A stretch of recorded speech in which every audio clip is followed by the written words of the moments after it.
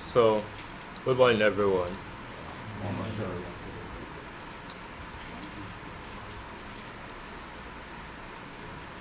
Okay, so what did we get or what did we understand yesterday? Like, what did we take home yesterday?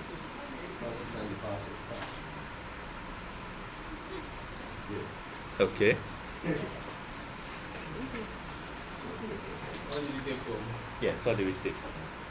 I think for me, different field of evaluation which is like multiplying polynomial with the powers of x, which can also represent like if one of the polynomial as let's say x plus b, instead of just putting values inside, you can have the polynomial in like this form, especially form, and then can express that variable, that value in powers of x, then like which also translates to the powers of tau, how it is used. So like instead of using tau value itself, using the powers of tau, which is like the encrypted tau, and then we're using it to multiply the polynomial, which is still the same as evaluating the polynomial at tau, but without knowledge of tau. Then that was Okay, nice. Does any other person want to try? Okay.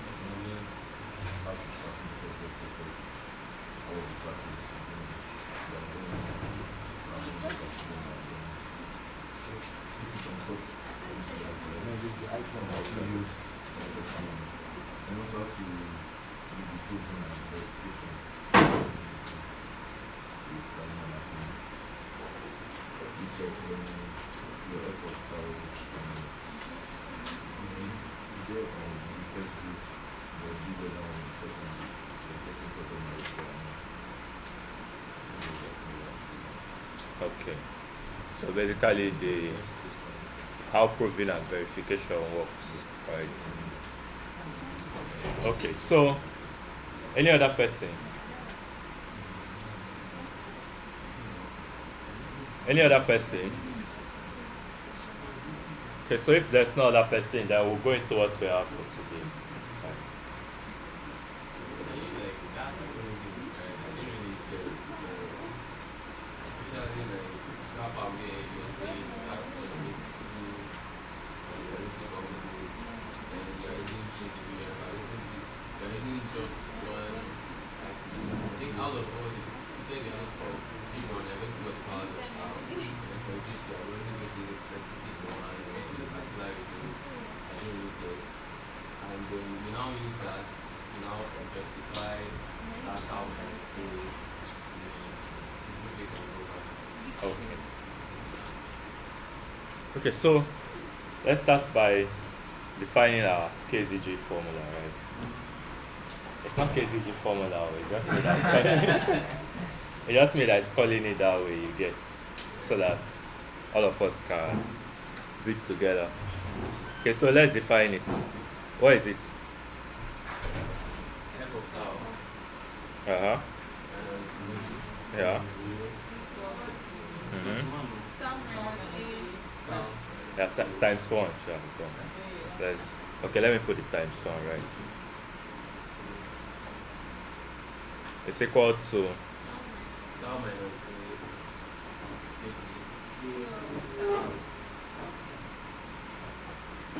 and what is f of tau? Exercise Huh? commitment. What is f of tau? No, what is f of tau? The commitment. It's a commitment now. It's a lie. Okay. What is q of tau? The proof. What is the size of f of tau and q of tau? Side of The size. G to G1. No, not the group. Okay. Or like, what is the size? constant. Constant. It's constant, right? It's constant. Eh? No, like f of tau and q of tau. They are constant size, a single field element, right? A single number. I think you said complete is constant. Yes. The other, Yes. So the commitment and the proof are constant size, right? A single field element, a single number. Do we agree? No, the way people are looking at me, we don't agree. Huh? the what? The commitment and the proof is constant size, right? A single field element, Yeah. which is basically a single number, right? Yeah. Okay. So what is our A? The point we are evaluating at, right? Yeah.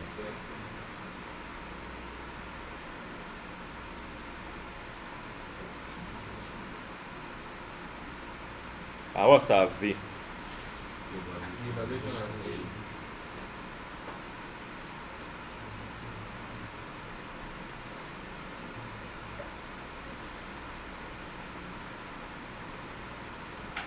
a Right, there was our tau.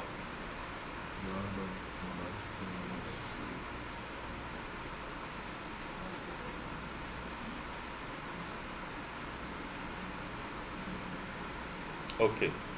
So based on this formula, tell me the groups, the elliptic curve groups of each of these components.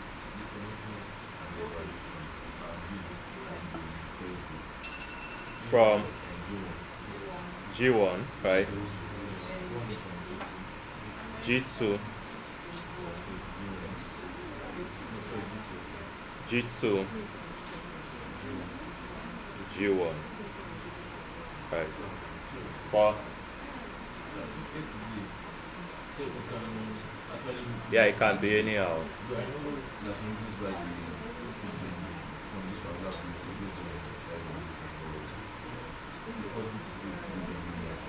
Yes, you can still do them anyhow.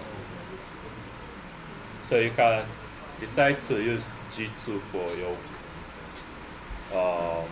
like if you want to use G2 to commit, you can decide to use G2, right?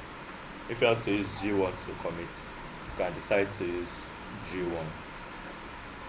You get commit in a sense that of evaluating the polynomial, and the proof polynomial, right? Okay, so we all understand how to get the powers of tau, right? Sure. Jude, yeah. like the powers of tau is Yeah. okay. So it's just like the two G1 and G2. Sorry, I don't understand that. Okay. So you know in this formula here we are doing a multiplication, right? And the values we get here is a point in an elliptic curve group. This other value is a point in an elliptic curve group,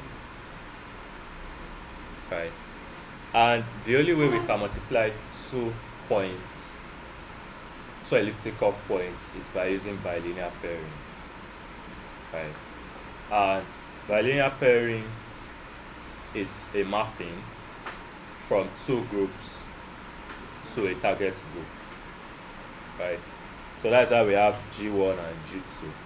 So these are the 2 different groups, and we're mapping to a target group, GT. G1 and G2, they're mapping to target with G2. No, GT, G targets. Okay. Yeah. So when we want to multiply 2 elements, from an element from G1 and an element from G2, when we multiply them using bilinear pairing, we are going to get an element in G3, right? So that means these values need to be in like 2 different groups, right? G1 and G2. And you know how we can put them in their different groups, right?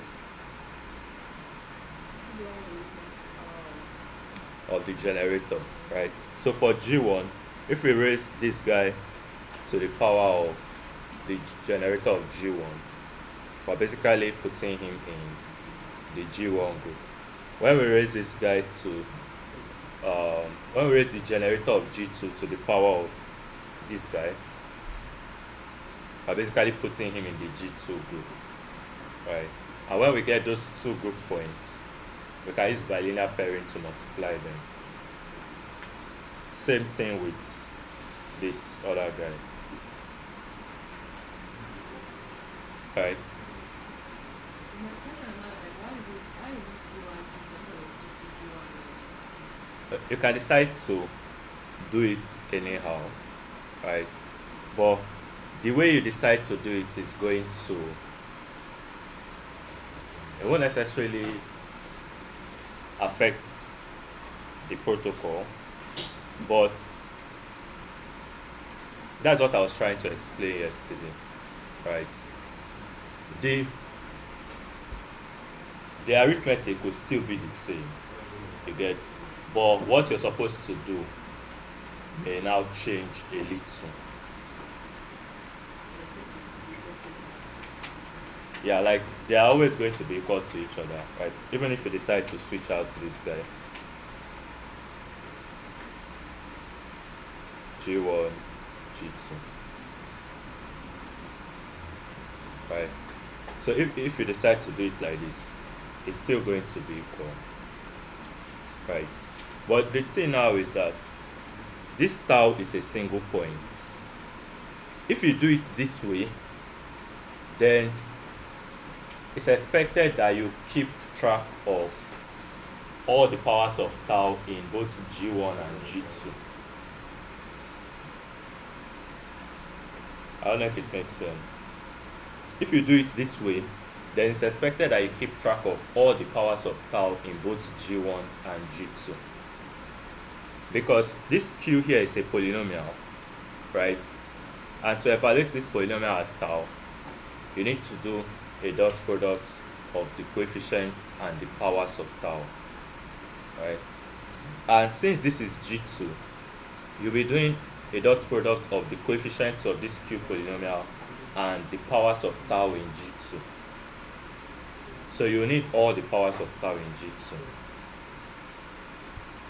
right? And then this guy is G1. This is f of tau is or f of x is a polynomial. Then if you want to evaluate it at tau, you do the dot product of f of x, the coefficient of f of x, and the powers of tau in G1, right? That's if we are going this way, you get. And then for this one, we're just going to pick, for tau here, we're just going to pick the second element in the powers of tau for G1. Is it making sense? Is it making sense? Yes. Okay. And then we're now going to encrypt A by doing G1 to the power of A. Right, I'll just work with it. But the thing there is that doing it this way, that means we need to keep track of all the powers of tau in G2 because Q of x is a polynomial.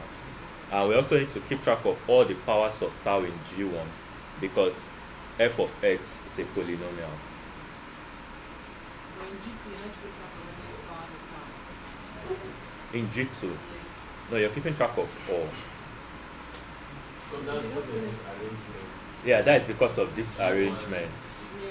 But if we switch this guy, to G2 and G1, then Q of x is a polynomial, right? F of x is a polynomial. And the both of them, we want to encrypt them in the same group. So we just need the powers of tau in G1. We just need all the powers of tau in G1.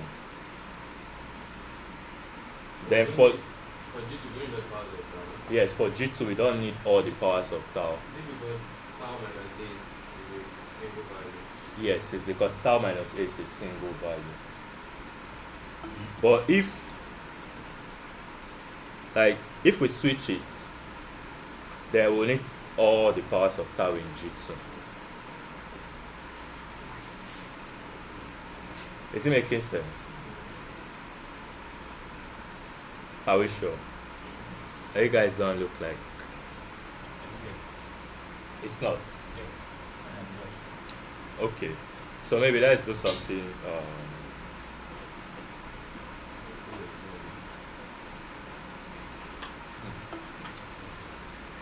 Okay, so let's do an example, right? I'm going to do that example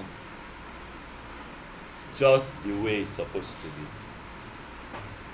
It may be a little bit complex because there will be a lot of numbers on the screen, right?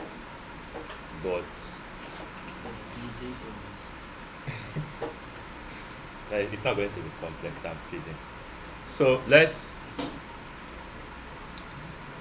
basically do the KZG protocol, right? We have a polynomial. Which polynomial should that be?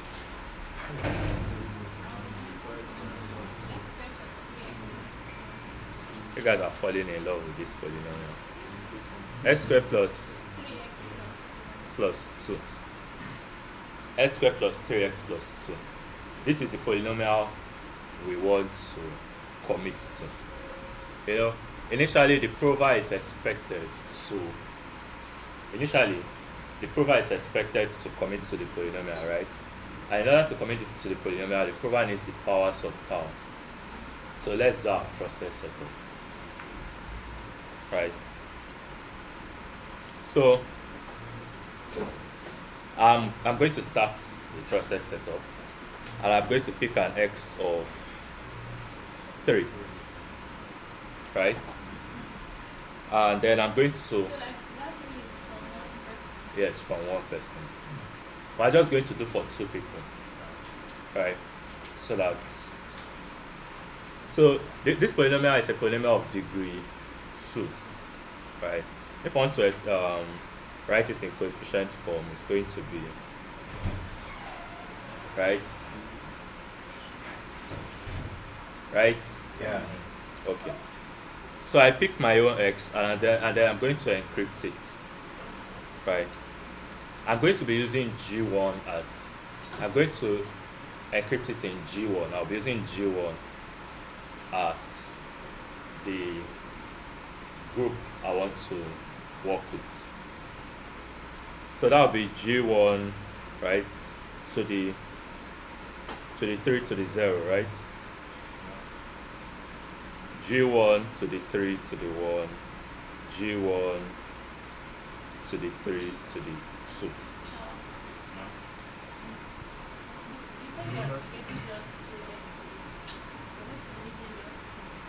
Yeah, like just 2 people is going to contribute. No. No, I just decided how many people want. It can be 1,000,000 people, right? Irrespective of the degree of the polynomial. Okay, so this is going to give us G1, right? 3 to the 0 is, anything to the 0 is 1, right? Then G1 to the 3, then G1 to the 3 squared is 6. Sorry, 9. 9. Right? This is the first contribution. So the second contribution, let's say the person used an x or a tau of 2, right? And the person will generate his own powers of tau.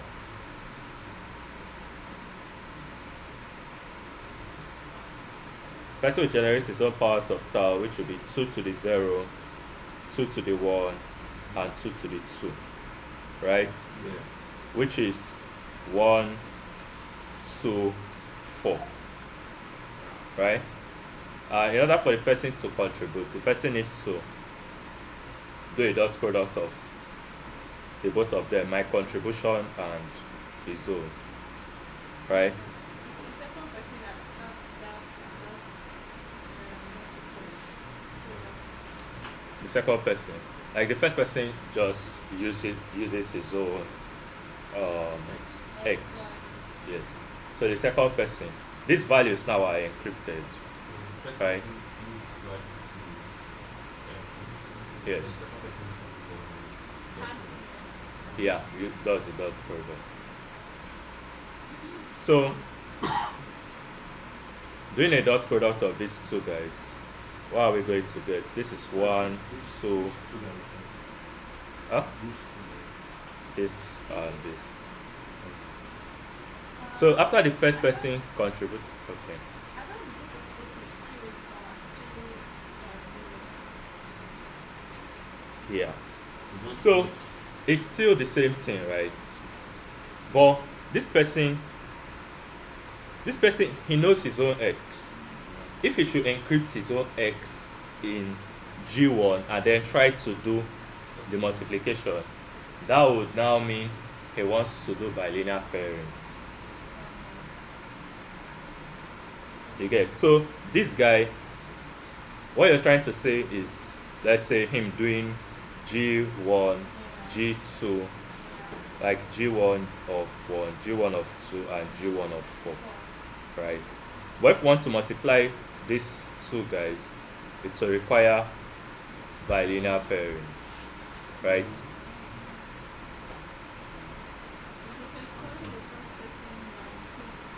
Yes. But then we can still do that multiplication without doing bilinear pairing, right?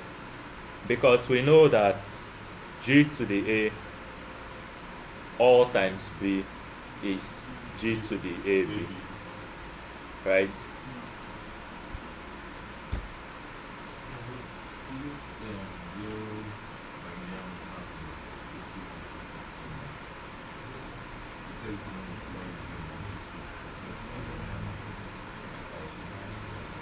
We cannot multiply two elliptic curve points except by when we use bilinear pairing. Yes.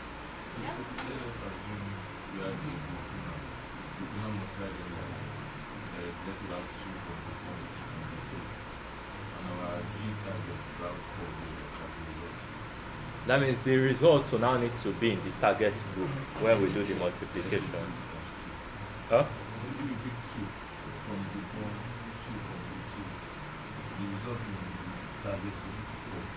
Yeah, it will be 4. Yeah, just the normal multiplication. Is it making sense? That target group is like, it contains all the values you feel for first group and second group. It's kind of like an extension. Yeah. Yeah. It's usually bigger than the first two. So normally, like, the first group is usually the smallest, G1. G2 is actually usually bigger than G1. And then GT is usually bigger than G1 and G2. Why is G2 bigger than Smart. I don't know. Okay, it's just like it needs to satisfy some properties. It's a map, you get, and like it just, in order for it, like if it's not bigger, then it will not be able to satisfy some properties. So there are some properties they are trying to take advantage of. That's why it's actually bigger. Those properties are gone, you get. Okay. So, but do we understand why this guy can't just encrypt his values? Huh? Do we understand why the second person can't just encrypt his values and then multiply it? Yes. Okay.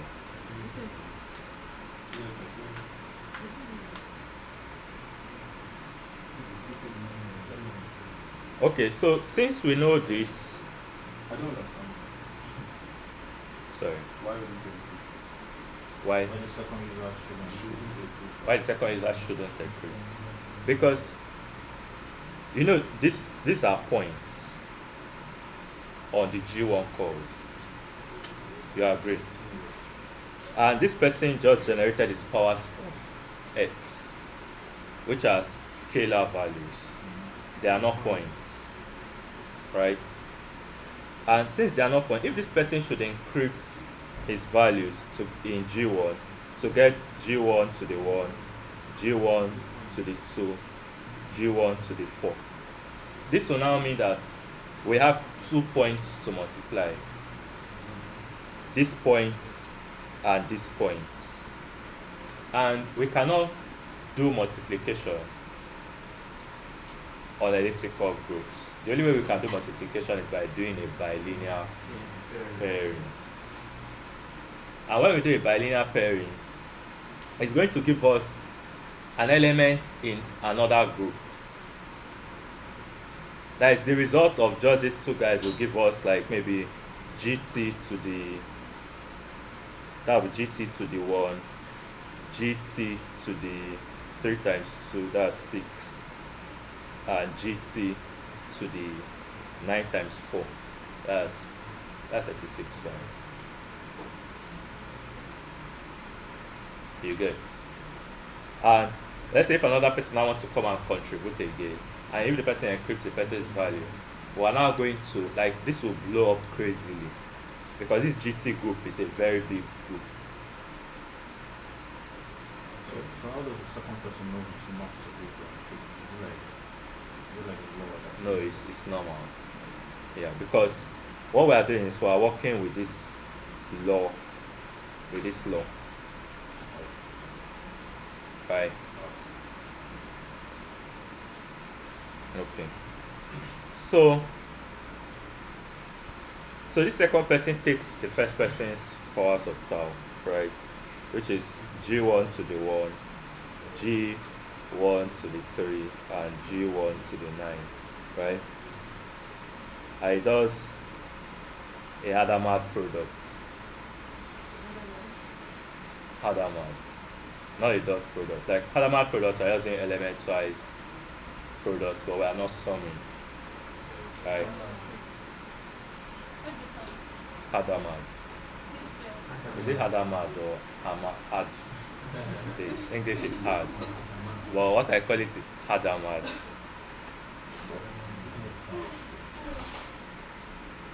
I don't know if the spelling is even correct.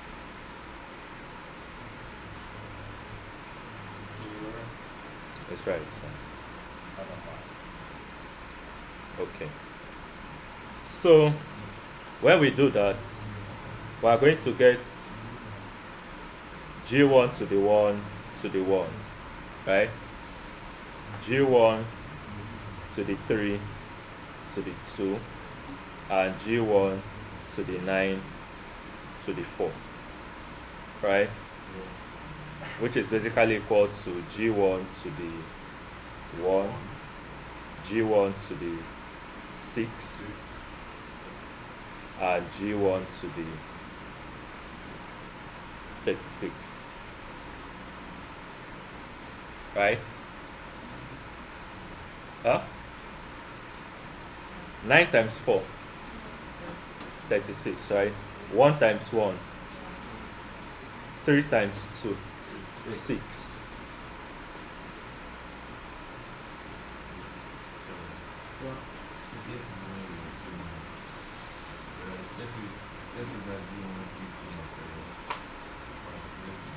Which one? This one?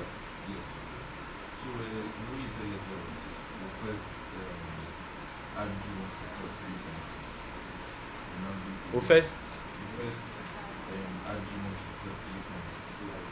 To itself.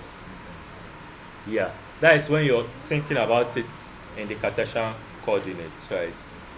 Yeah.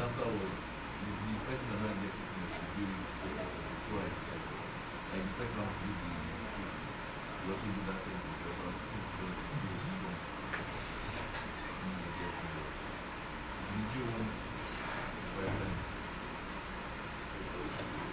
No, no, no. This is a multiplication, right?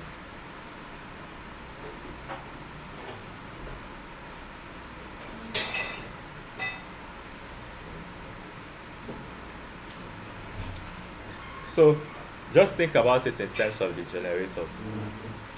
I think it will make it easy to understand.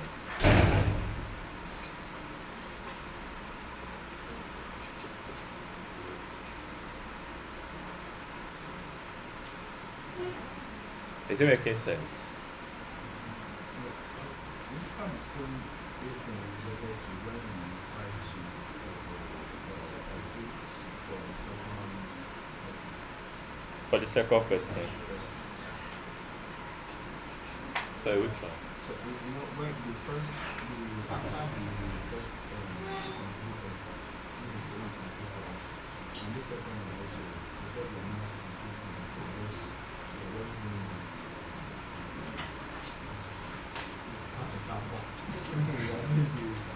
This other man that you said but when we did the completion of the second person we had it to the first one. It was this same one since Was it? Let's look at it. So he said when we encrypted this guy 1, 2, 4, right? When we encrypted 1, 2, 4, we got G1 to the 1, G1 to the 2, G1 to the 4, right? And now that guy was G1 to the 139. 139. G1 to the 1, G1 to the 3, G1 to the 9. So you're saying if we add these guys, these are 2 points, right? So is this what you were saying, that if we add these guys, we're now going to get like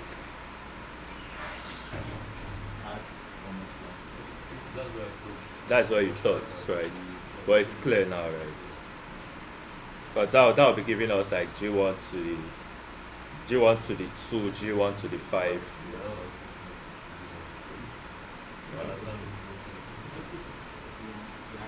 Yeah, if we add it. But it's not addition. Yeah. That's why these guys are not points. Right? That is why it's this way. Right? And we're taking advantage of this law of indices.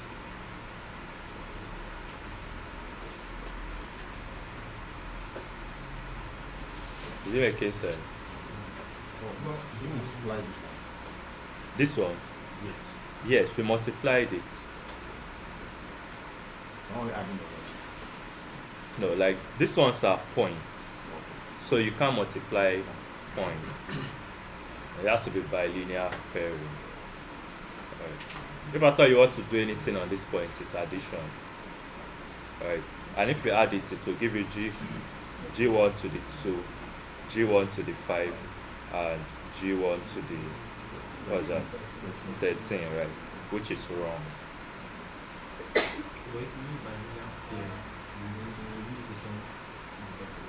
Yeah, if you use bilinear pairing, but now they have to be in different groups. Although there are still some that G1 and G2 is the same group. You know, there are different implementations of like bilinear pairing. You get. But if we do like the product using bilinear pairing, we are going to get the same thing, right? But then it's going to be in a bigger group with a different generator.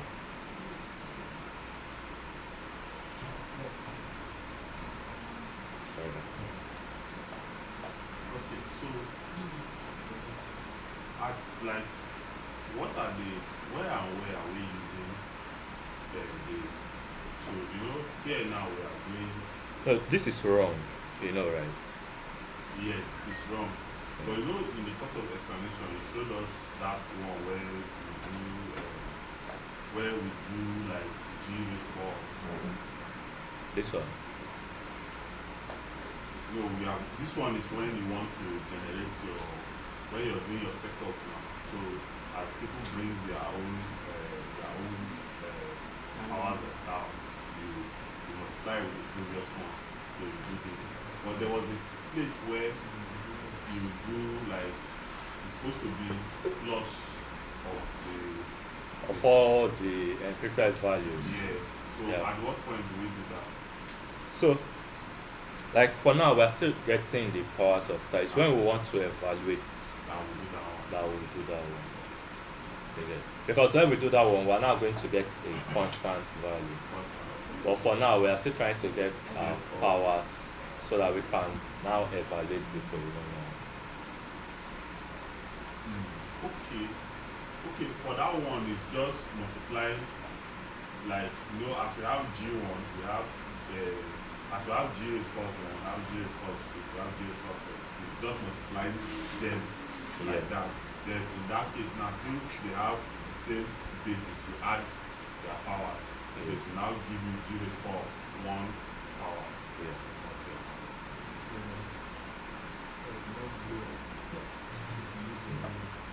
Oh?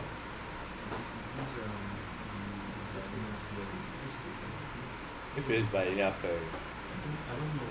Is it that To blow the size of the group. And the next person that wants to come and contribute to need to now like use that target group, that result you got in the target group, and he's zone this thing and it's going to blow up again. So like the blow up is going to just be crazy. We're blowing up the size of the field, which is crazy. But will this not block also if we have other contributors? No, it won't, because we're still working in the G1 group. It's still the same G1 group.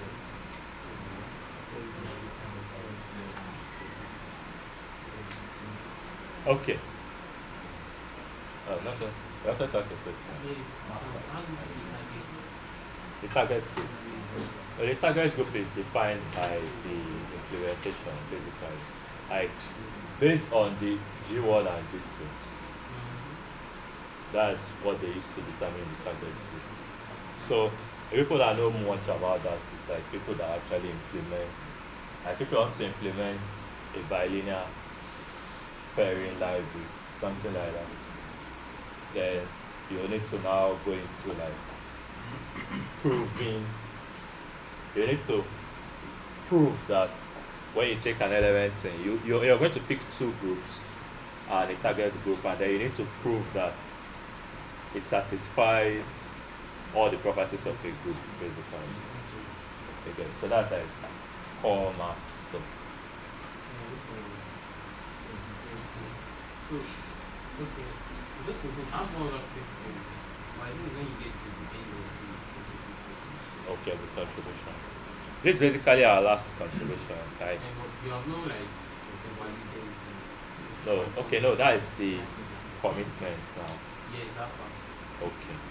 So, Please, I don't know, can we make the contribution like 3? 3. Okay. So what determines the size of the contribution? Number of persons. Yeah, like the number of persons. I mean, it can keep going on and on. The more the merrier. So when you have more people that contribute, the safer, right? The safer this thing. So everybody's okay, right? So so this is a new set of powers of tau we have, right? Yeah. And then we want another person to contribute. Right. I can take this off.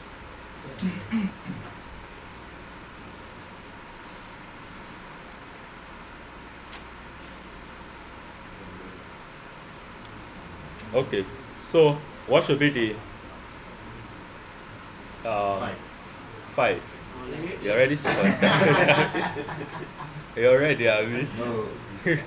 Where's your calculator? Okay. So 5, right? And he generates his powers of x.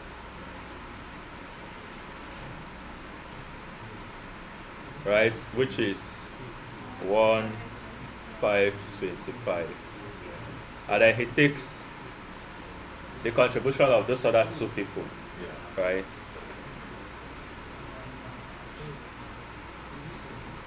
This 1, 5, 25. And we're doing a Hadamard product with G1 of 1, G1 of 6, and G1 of 36. So what are we going to get? We're going to get G1 of 1 to the 1, right?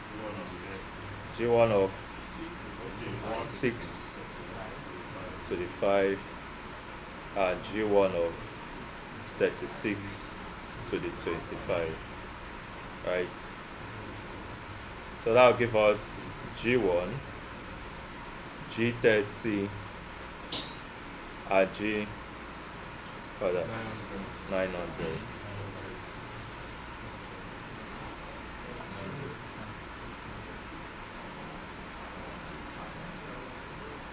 Right? Huh? The 6 and 36 is from the previous person's contribution. Yeah, I understand. Makes sense? Huh? So now this is our new powers of tau. What is our tau in this case? 30, right? But we don't know. Eh? No, actually see it in chat. But normally we won't see it. Tau is 30 now. In the first index, the G is always used to call tau. Yeah. Just now, like G is used to power of tau is called 1. Always be tau. Yeah. What the 0 to the x? It's always 1. For the 0 G to the tau to the 0. Okay, but for the second one, G to the tau to the 1. Which is tau. Right? So we saw 3 people contribute. And we saw how their contribution gave us tau. Right? Making sense? Yeah. So now we finish our trusted setup ceremony. Yeah, if it were to be just 2 people, our tau would have been 6.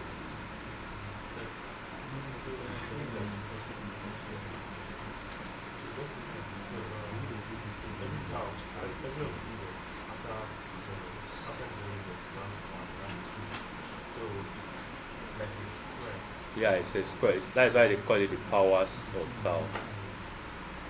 So it's just powers of tau.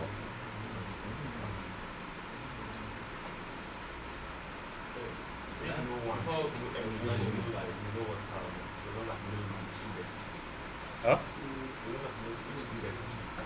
Even if you know the index, it is because you also be getting for the G2, you also be getting this, right? That's how you do the tau minus A. But that G to the tau is a point. You can't do like the log of it to get back the value of tau. So even if you know the index tau is, you can't still know what tau is. Does it make sense? that's it. This where we did Adam Hammer and Road for The other one Adam and Road. that part. We have, here. yes. So in that case, we have G11, G16, G136. Yeah. Now at that point, the tau is 6, right? At that point, the tau is 6. So if another person comes to contribute, the person is going to blow this up again, right? But we are going to end here for our sanity. Okay, so Sorry. Can somebody come with a lesser X? it's random. It can be anything. It can be 1 million. It can be, or the only thing is let it not be zero, sha. Actually, right? Because if it's zero, like, bruh, it will collapse everything, right?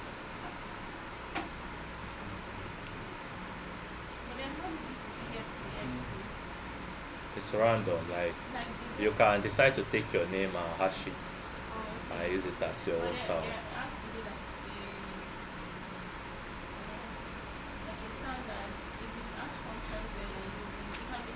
Can be any.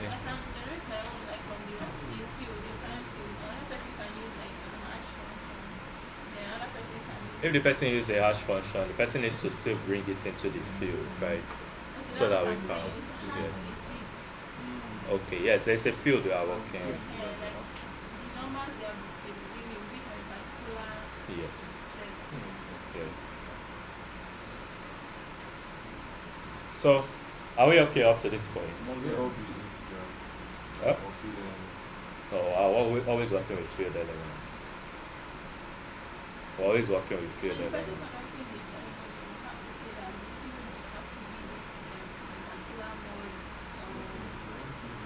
Right. The protocol is always over. The bilinear map where we decide to use is to determine the field we work with.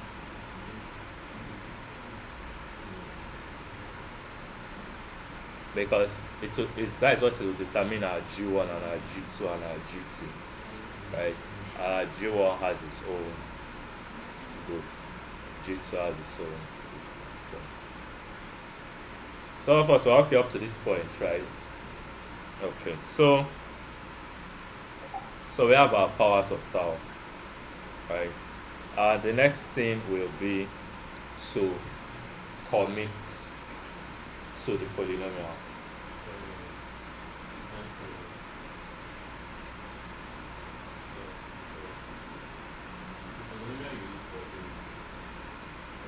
That was the initial polynomial. This is here.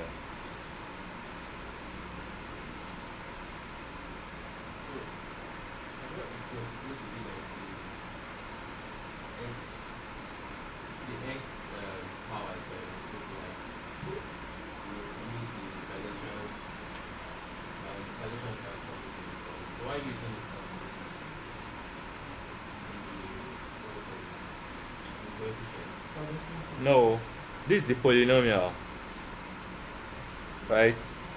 This one is where we started our process setup.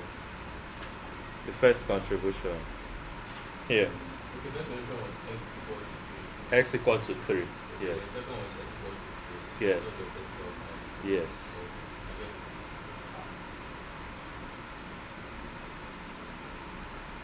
So now we have our powers of tau, right? Which is in G1. The same thing we are doing in G1, we're also going to do it in G2, right? So we're still going to have G2 to the 1, G2 to the 30, and G2 to the 900.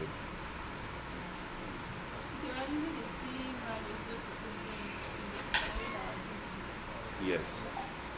So the same thing as you are doing, that same thing that you are doing for in G1, they're also going to be doing it in G2.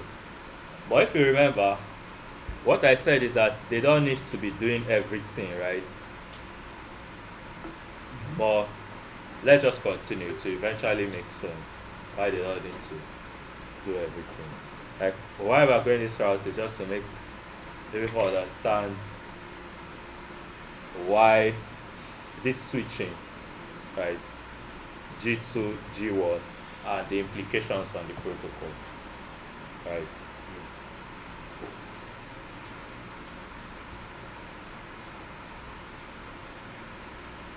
Okay, so these are powers of tau.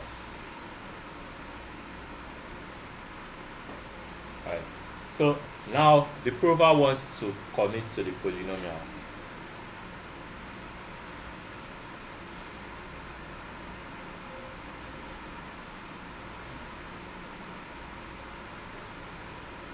What's a polynomial? Okay, so I'm just going to be working with 2, 3, 1. Alright.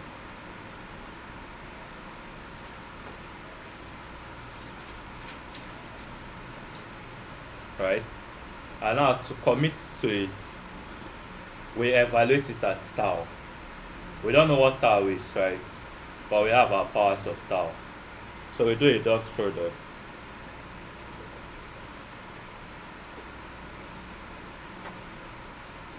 We're going to be using G1.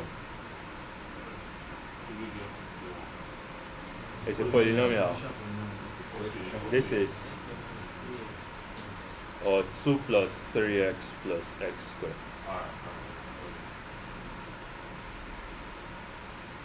So our powers of tau, G1 to the 1, G1 to the 30, G1 to the 900.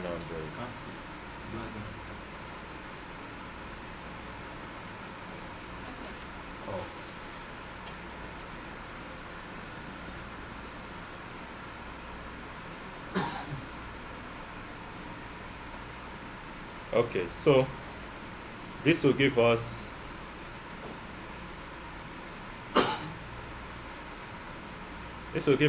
G1 to the 1 to the 2, right?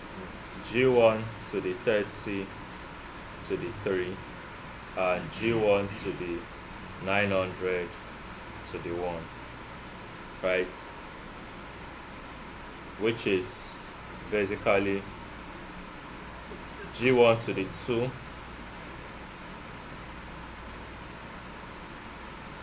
G1 to the 90, right? And G1 to the 900, right? And which will eventually give us G1 to the 2 plus 90 plus 900, which is G1 to the 992. I think this representation is quite confusing because when we were doing the setup, we were still using the same representation like G is called 1 all in bracket to the value. Yeah. So, and in that case, we were multiplying the values. Okay. So, I think okay, what you're doing, you're multiplying all the G's. so. This dot now is actually a sum, but you can remember GA GB is GA plus B. So the sum is not for B, that's the Yeah. Now, you guys are committing to this thing. Using powers of tau. Huh? Using the powers of tau. Using the powers of tau. Why Yeah. do you choose to go with G1 or G2? You can choose to go with anyone actually. Okay. Yeah. You can choose to go with anyone. Anyone? G1 or G2, like G1 or G2. Yeah, either G1 or G2. Have you created G2 at this point? Yeah, it's still. Because of duplication of Francis, would it be okay to just say, like, put like a statement like, once you get to this place, you multiply all the G's, all the. It's not multiplication, no. But You know, these are points, Yeah. right? And if you're thinking of them in terms of points, Yeah. it's addition.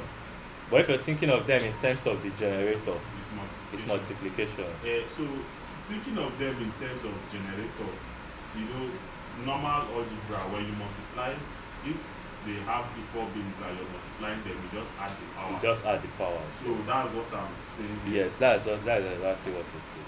Yeah. So you can just say multiply all the generators with the different powers of tau. Then that way you just add the powers back. So that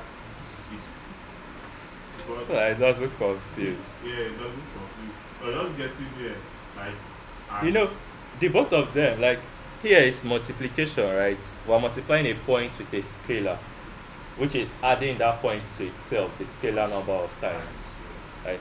Here is multiplication, but we are adding a point to a point.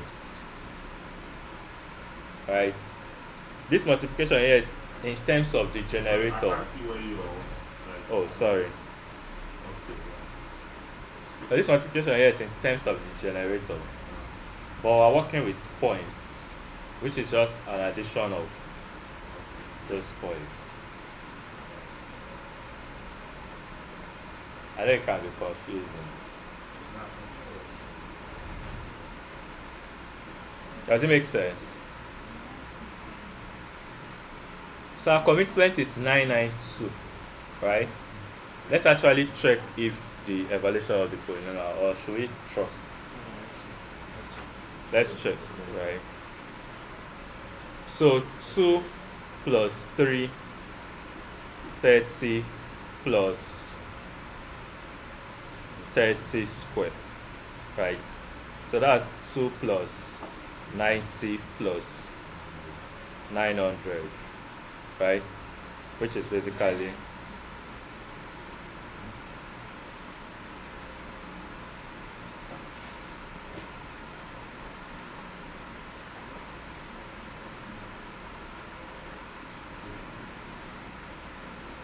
this is just a verification check, right? So we just put our tau. That is because we know tau. Yeah, just to verify. And we can see it gave us the same thing.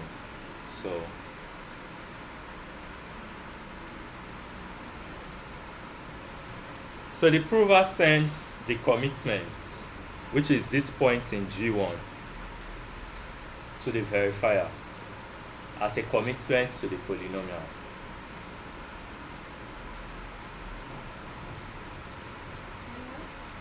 The prover sends this point, G1 to the 992, to the verifier, right? As a commitment to the polynomial. So the verifier has this point. The verifier now opens. He says, okay, this polynomial that you have committed to, open it for me at what point?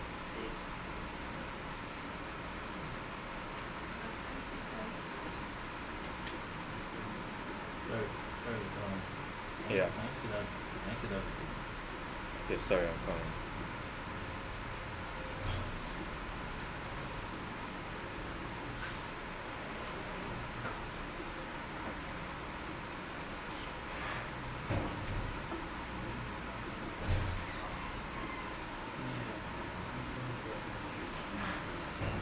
Right? After the prover sends it to the verifier tells the prover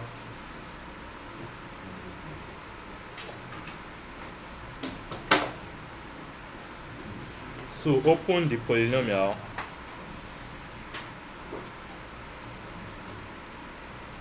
committed. Is it double T?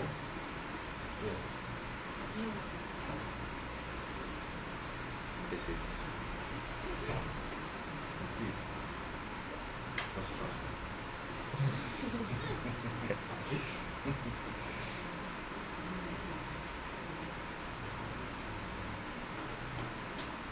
At A equal to what? Okay, thank you. So all of this my eyes went to D.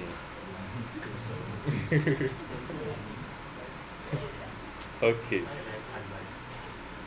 So what does the prover? There's smoke somewhere. No, it's not from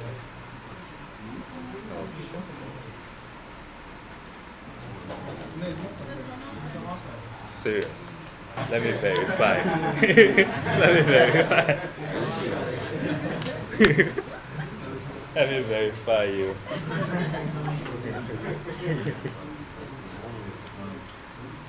Yeah, one of these songs. Yeah. From outside.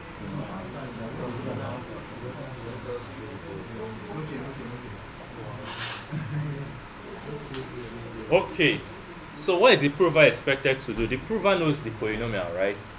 But the verifier does not know the polynomial. What the verifier knows is a commitment to the polynomial, which is G1 to the 992. Right? Now make we nail wetin dey inside. No, let's open this side. Let's open this. Open this other side.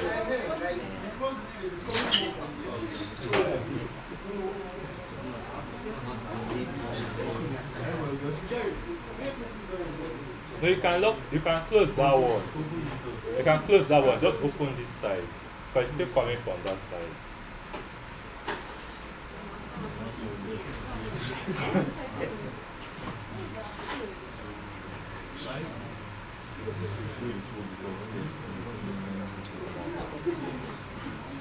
Okay, so the prover knows the polynomial, right? So the prover evaluates the polynomial at a equal to 2. So that's 2 plus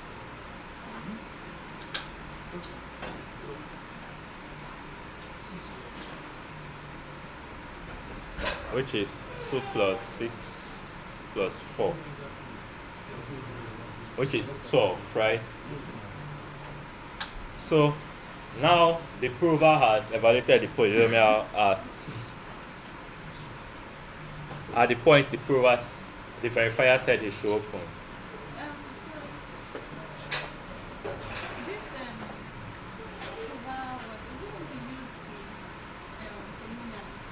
Yes, the polynomial itself.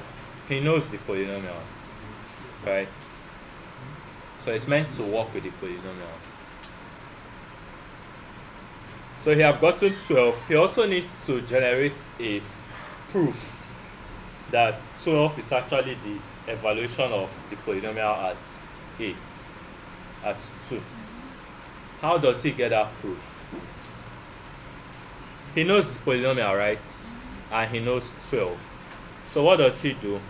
He does the prover. He does f of x minus v, right? He wants to get the proof, right? Yeah, he wants to get the proof polynomial so that he can, yeah, so that he can evaluate it at tau.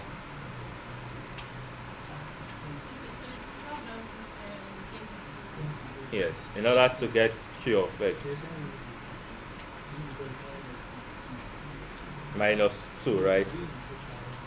Or minus a, sorry, to get q of x, right?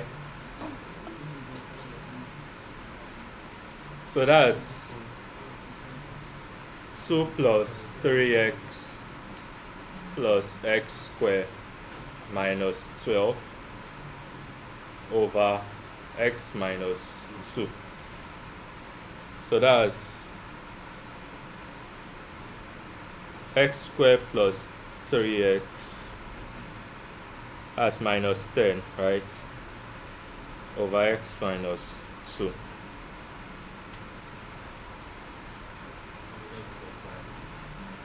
Huh? X plus 5. Alright. Well, let's just do it so that everybody will know. Huh? The q of x is the proof polynomial, the quotient.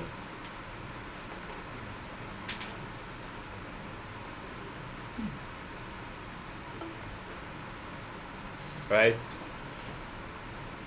So when we do this, this is x squared minus 2x, right? This is 5x minus 10. That's minus 5, right?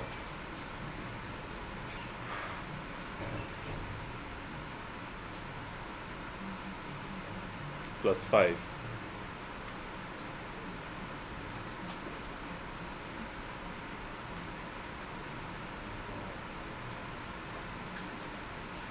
Right? So what's our q of x?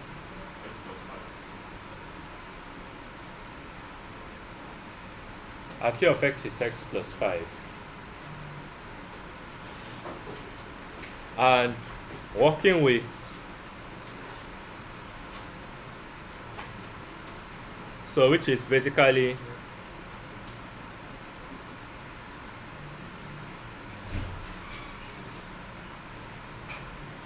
right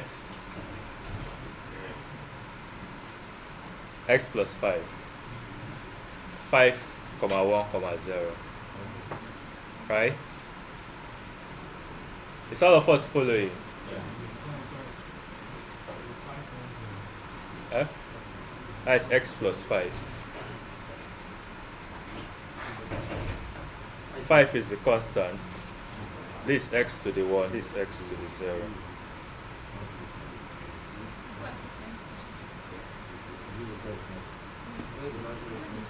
Huh?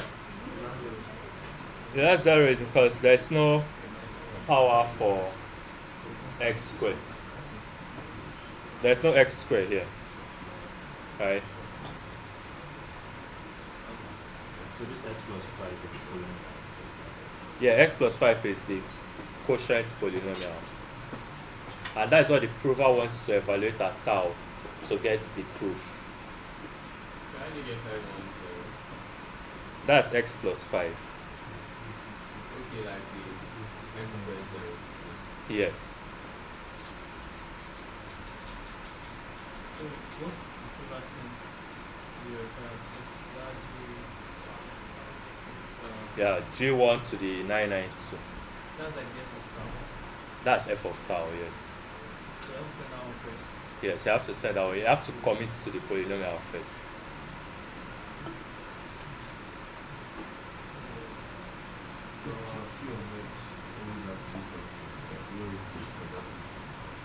Actually, it doesn't need to, right? It can, since it's always going to be a polynomial of a lower degree. I just did it so that we'll understand. What the prover just needs to do is to take the powers of tau that up to the degree of the polynomial that he wants to work with.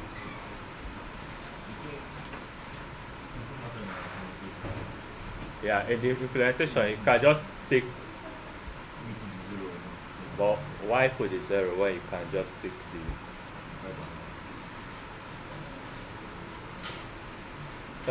putting the 0 is like still doing the multiplication, but why stress it?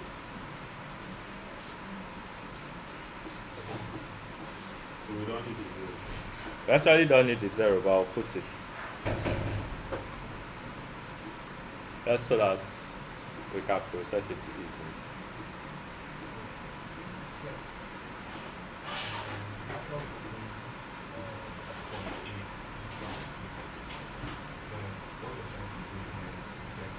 The proof.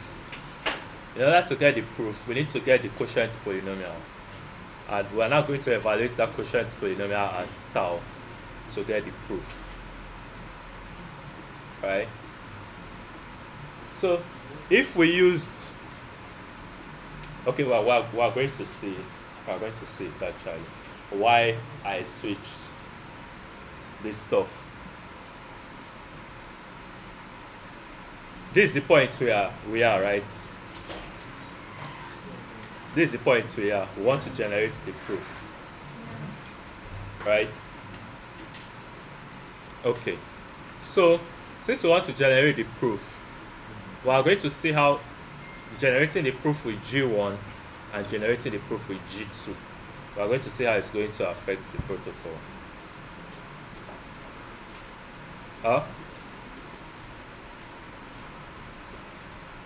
So we have our quotient polynomial now. We are meant to evaluate that polynomial at tau. Right? So what are we going to do?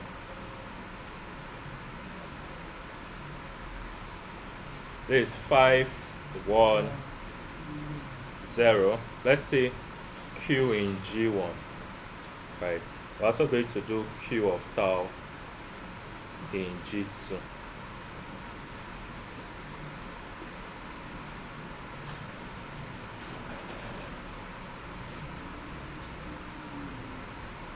What's our tau?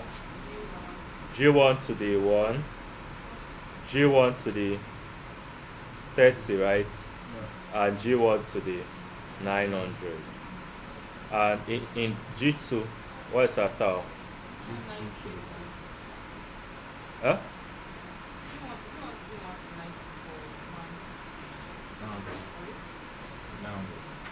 No, it's 900. Supposed to be 90 actually. But I put 90, I was thinking why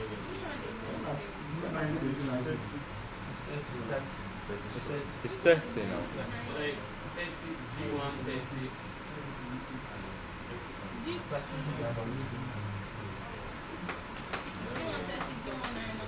Yeah, these are powers of tau, right? Like it's our powers of tau.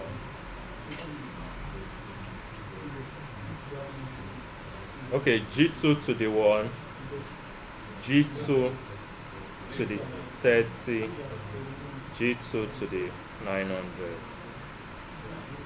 So I thought Q tau is supposed to be the one. That's what I said. That why we are going to do it in the two, like in G1 and G2, so that we can see how doing it in G2 affects the protocol. Makes sense, right? So we're not supposed to be doing the both of them. We're supposed to do just one. Yeah. Right. But I also wanted us to do this one to see how it affects the protocol.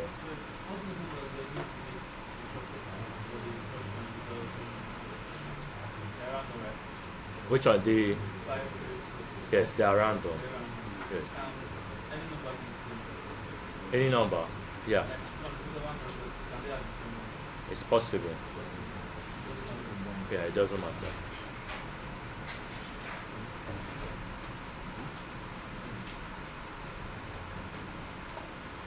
Okay, so what are we going to get? See, I will just outline this. We're not going to do it now. We're still going to come back and do it. Right. So let's do it with G1 first. So see how the protocol will flow with it. And then later we come back to do it with G2 to see how the protocol will flow with it. So this will be G1 to the 1 to the 5, right?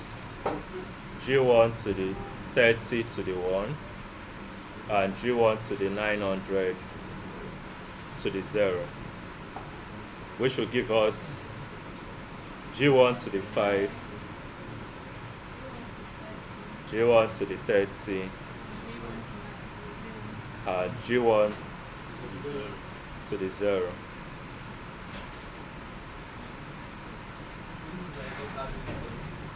Huh? Yeah, that's like us adding it. Yes. Tau plus 5.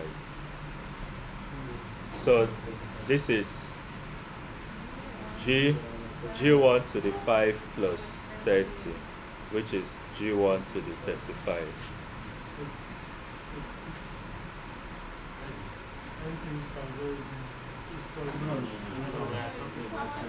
No.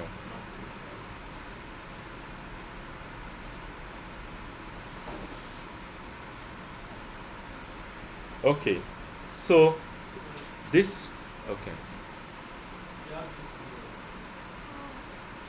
Yeah, we have G2 here. Yeah, but we're not going to do it now. Yeah. Like, normally we're meant to just do with G1, right? Like, why I outlined that G2 is because of this. You know, this can be G2, G1, right? This can also be G1, G2.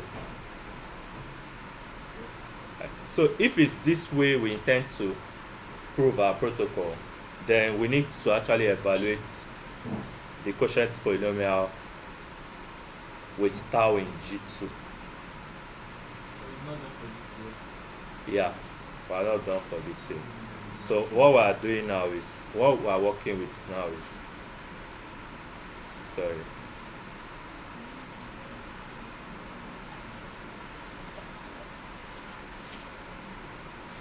Is it making sense?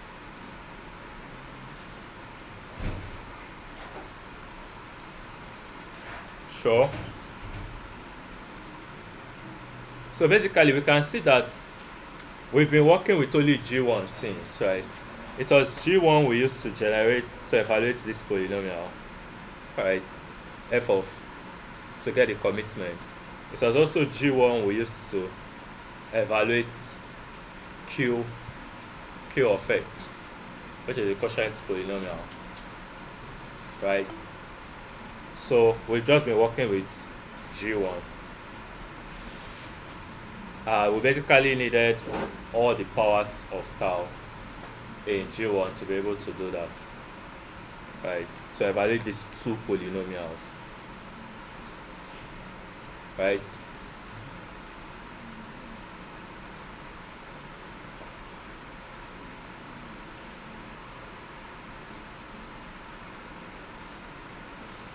Okay. So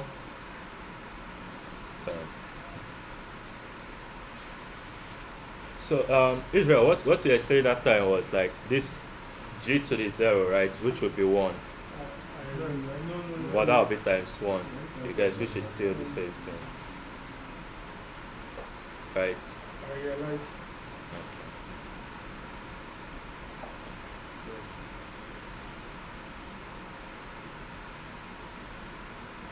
Is it actually Q of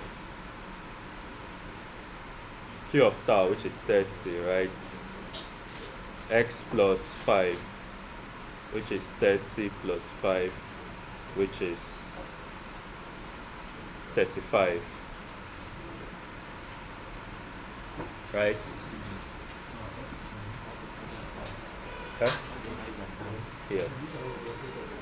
So it's basically the same thing, just that this one is the encrypted value, right? Which is our proof. So the prover sends. Huh?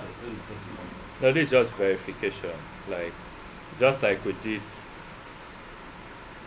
this guy. You get the main polynomial Q of X is X plus 5, right? And we know our tau is just to verify that when we evaluate. No, it's just to verify. This will not happen in the main protocol. I'm just doing it so that we can verify that these two values are actually the same thing. No, at all. It's not part of the protocol.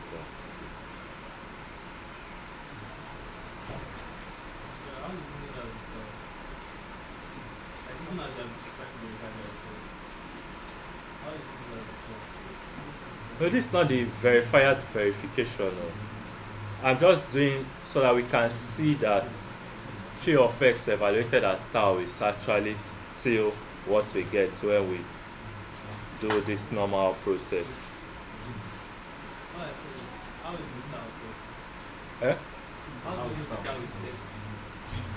That's because in our trusted setup, huh? No, not the middle one. The one at the second index. You know, the one at the first index is G to the tau to the 0. Tau to the 0 is 1. The one at the second index is G to the tau to the 1. Tau to the 1 is tau.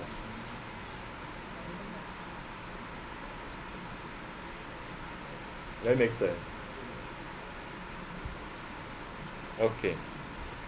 So the prover sends V. What is V? 12, right? The prover sends 12, and the proof, which is G to the 1 to the 35, to the verifier, right? So the verifier needs to verify now.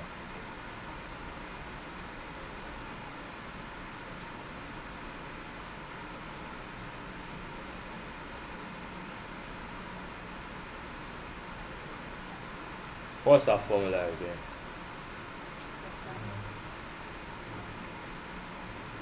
Uh-huh. So the verifier is verified. The prover finished proving, right? He has sent the evaluation, which is 12, and the proof, which is G1 to the 35.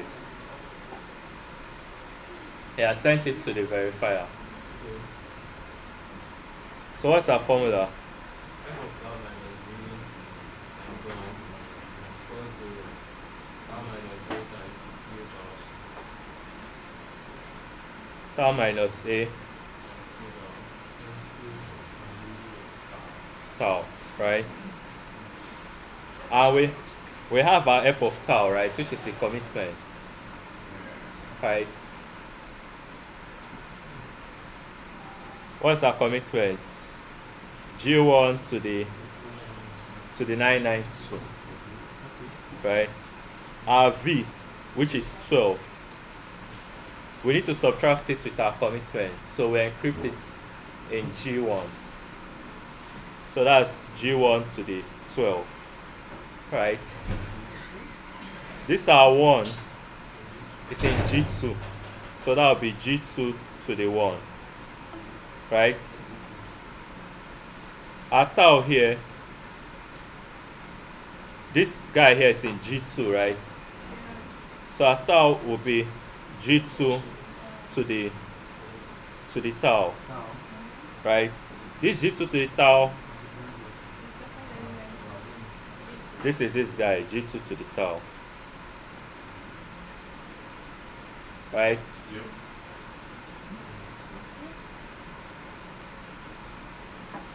And the verifier knows A, which is the point the verifier wants to open the polynomial at, right? Wait. Why is confusing?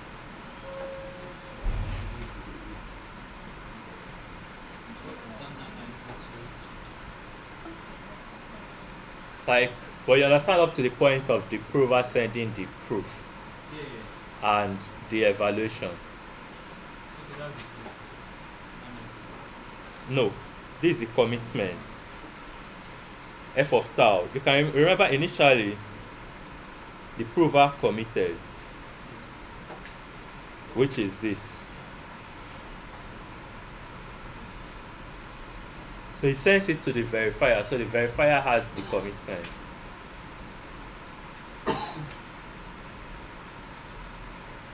Right? So the verifier has the commitment. The prover sends 12 back to the verifier as the result. So the verifier does just encrypt it, G1 to the 12, right? For 1 has to be in G2. The verifier does that, G2 to the 1, right? Tau, this tau has to be in G2. You can remember these are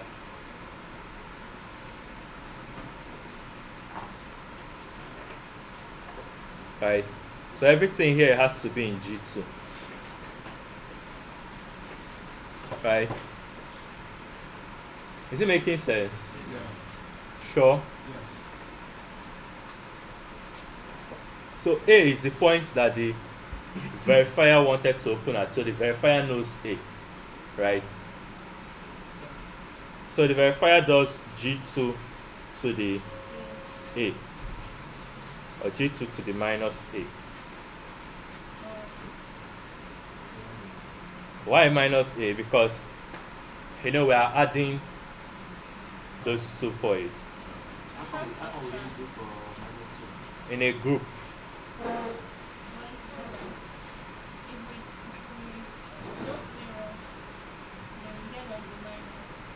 Yeah, we get the, well, that's minus P plus A, right?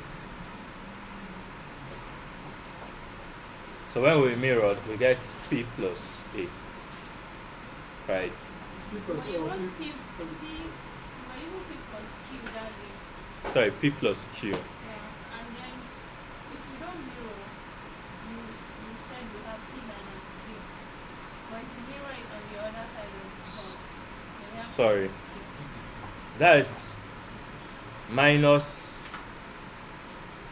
P plus Q, Oh, right?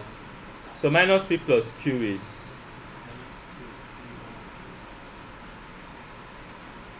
minus Q minus P, right? minus P minus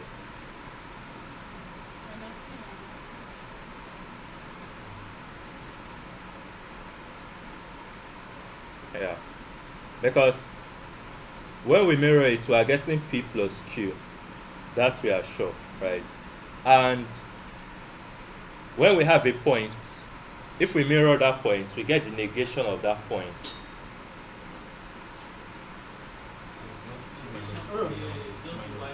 Yes. Yes. So it's still the same point, we just get the negation.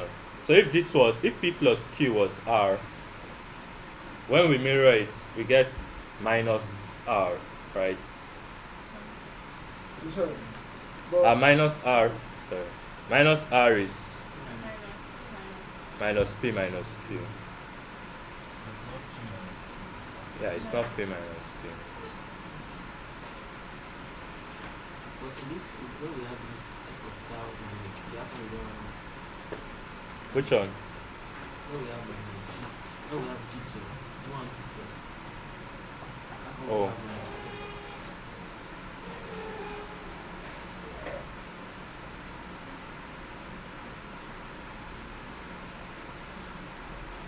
Makes sense now, right? sorry. Talking about that mirroring, I know you said if we want to double a number, say P, and we draw its tangents to where it's going to touch the curve. It touches that curve, and then we mirror it to the other end, and we get 2P. So how come that one being mirrored is getting an increased value of, like, the more we go, the more it increases in value. Like if we combine the starting point with the 2P, we can get 3P, and on, like mirrored again. So why is it not different from this one where you say R now becomes negative when we mirror it? How does it become different? Like now, now you see this R, this example you are giving now, P minus Q. No, not this Wait. one.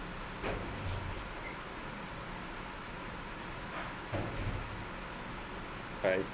Yes, let us take that. When we get this point, we Yes, mirror it. it. If this Yes, is two. P, We get this is 2P. Yes. Since this is 2P, there's a mirror. This is minus 2P. Oh, okay. That point here. Right?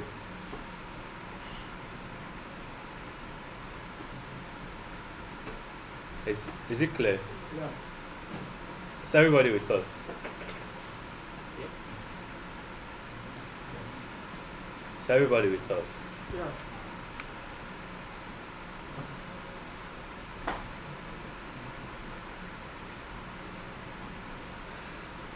Okay, and then we have Q of tau, right? Q of tau is in G1. So that's G1 to the 35. Sorry, this guy is actually A is 2, right? Yeah. And our tau is 30. Right? Yeah. So everybody's okay up to this point.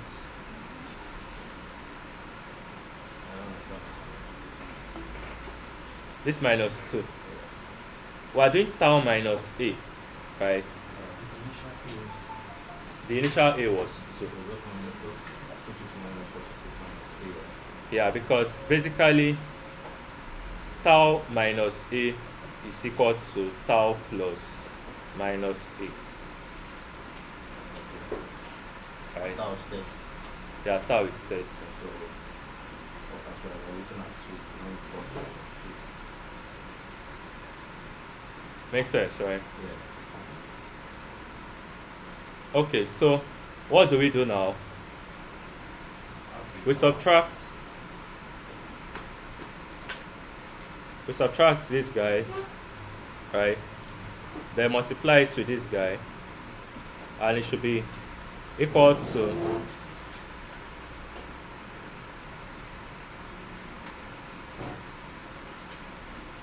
this. Makes sense, right? So 992 minus 12 will give us what? 98.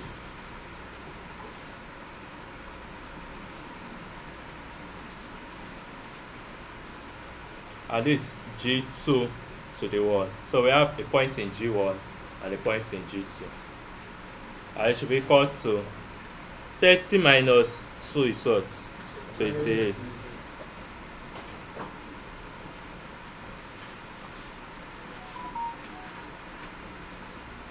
Right? So when we do this multiplication with bilinear pairing, what are we going to get?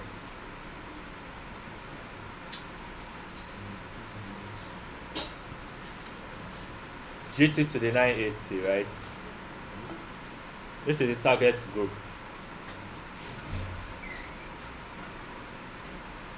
And it should be equal to GT to the, what is 28 times 35? 980.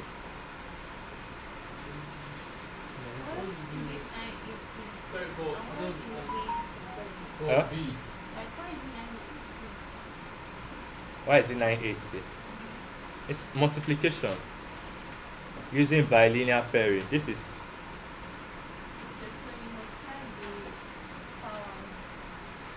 yes. You multiply the G1 element to the G2 element to get an element in GT. Right?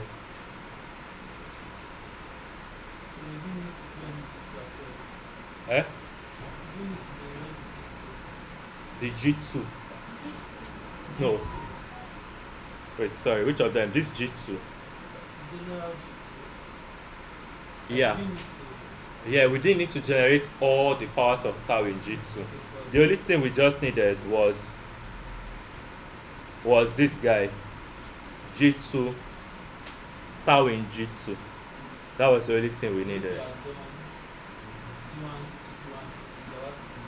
Yes, because we would have used it to get the proof. How do you get V. No, V is the proof. Okay. You use G1. Yeah, we use G1 to get the proof, right? No, not proof. To get the V itself. V itself. Yeah. No, the prover does that one by himself. And the V was 12. Yes. So did you just do G raised to the 12 like that? Yes, just G2 raised to the power. G1 Is it G1? Okay, yes, sorry, G1. In negative. Yes, because we want to subtract the we want to subtract it from the commitment. Right? It's still the same thing now, like Okay. plus, right? So A minus B is A plus minus B, Yeah. right? Yeah. And this guy here is the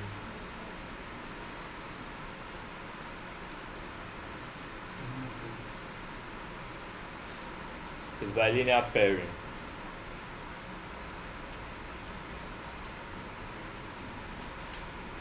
Does it make sense? Are we sure?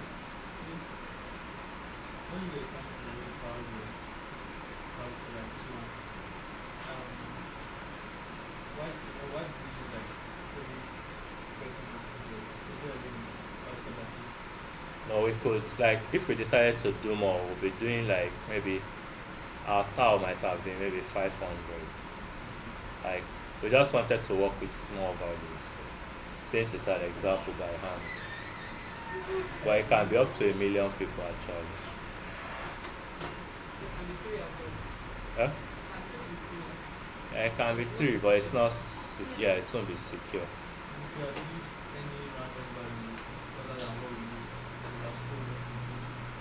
Yeah, this Not claim like would have this still calculation. held. Yes. Now, when you multiply you 3 raised power 0 raised power 1 raised power 2, not that 2. That's because of The degree of the the polynomial. Yes.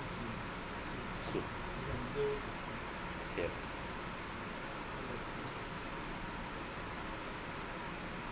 Like the bit was 1 point. Yeah, degree plus 1. Because we want to do a dot product between the coefficients and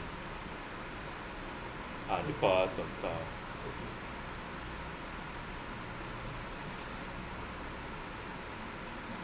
Is it making sense? Is that tau minus a? Where did you generate the powers of tau from? The powers of tau for G2, we generated it when we were still doing the trusses setup.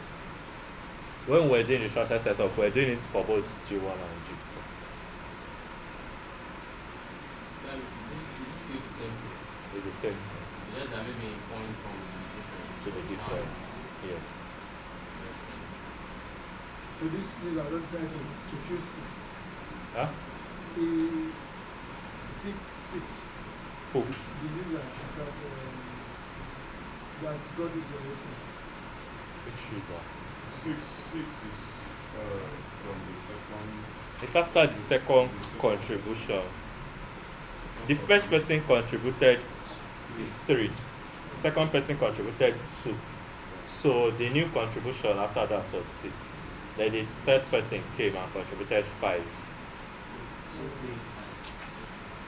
So that was all give us 30 as our power source or as our tau.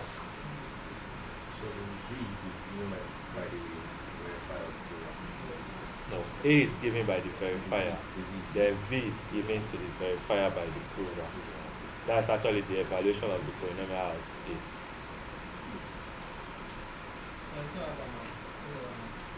Hadamard.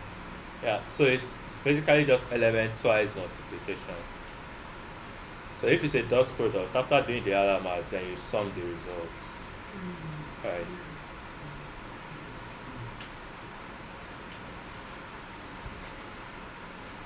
Does it make sense?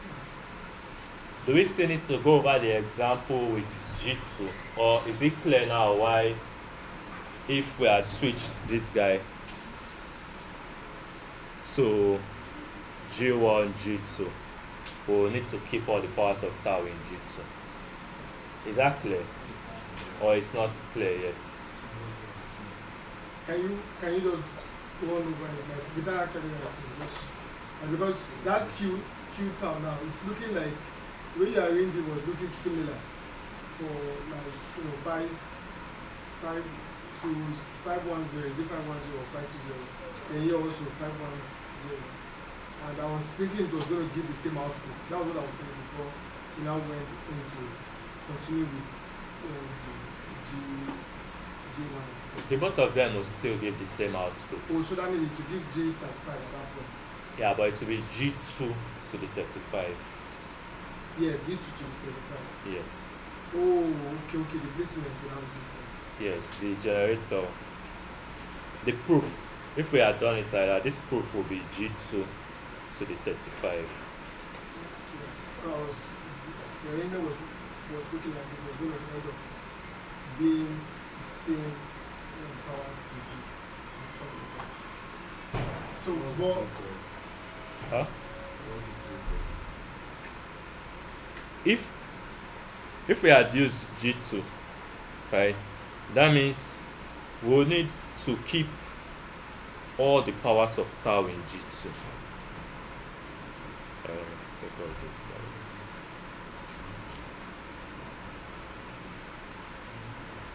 Here. This was the difference, basically.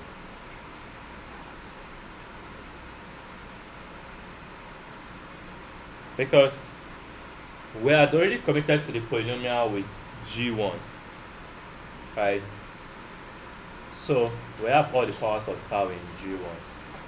When time came to generate the proof, if we had generated it with G1 too, so it's still all the powers of tau in G1.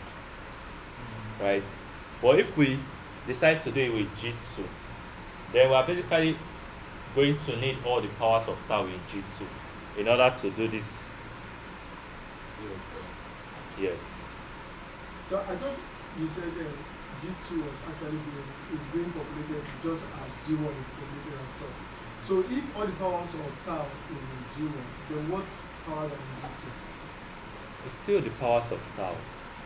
So that means it's still the same numbers. It's the same taus but different points. Oh, true. This Different different generators, different points. Elliptical. Different ellipticals. You have to down you have to write down the power of the point. Let's say you do the random function is going to power the point. Huh? Random values you use for each one because that's one. It can be different from what you use for this. They don't have to be the same, right? No, they have to be the same. They are the same, then they are requiring the same thing. Yeah. No, no. Yeah, they are. Is it the generator you're talking about or the values? The generator, the value of the generator. That thing that gives us P1,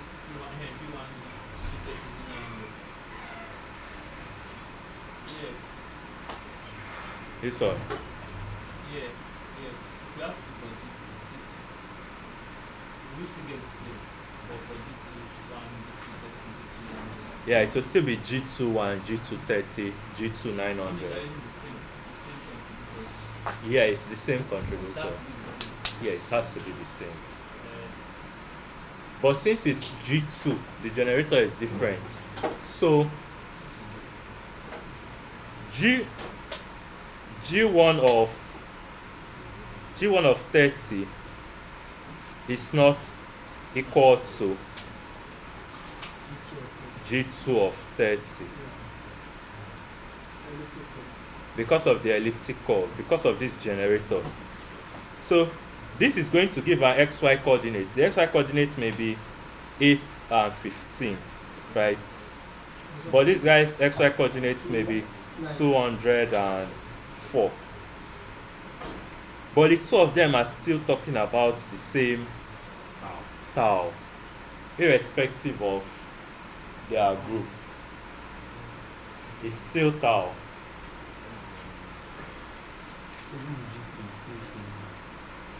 Even if it's G2, yes.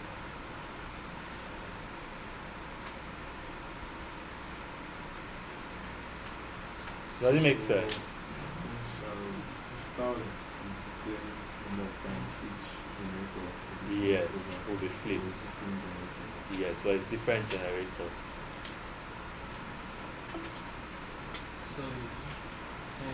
so back to that other question. How do you move from any school?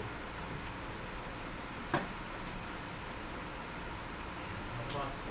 So No, okay, shit. Okay.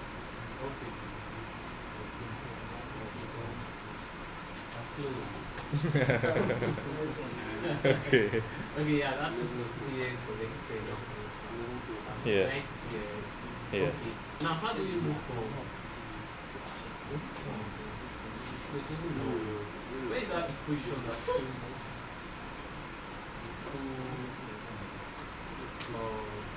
full commitment and unification? Yes, that one. Yeah, that one. So, how do you move from that to G raised to power G1 raised to power F tau minus V dot 1 equals to G1 raised to power F tau minus V 1, then G2 raised to power 1 equals to G1 raised to power tau minus 8 dot G2 raised to power T tau. Right? This is the equation we have, this is what but somehow, obviously, there's a mathematical relationship that allows us to raise anything to power. Right? So, but what I'm seeing is, it first moves from, it's like when you say x is equals to y, then 2 is power x is equals to 2 is power y. But now, it's not like you're saying, basically, this is what you're saying here is, what was on the left is equals to the right. Then we'll now move to GT, which is the target. Yeah. Yeah, GT, which is target raised to power what is on the left, Yes. is equals to GT raised to that GT raised to power what on the right. What's on the right? Then from there, we now move to say, okay, this is the target group, but there's multiplication in between. So to move to the target group, you have to do bilinear pairing. So G1 and G2 have to come in between, right? Yeah. So now I'm like, you just brought in G, you didn't show us how mathematical relationship.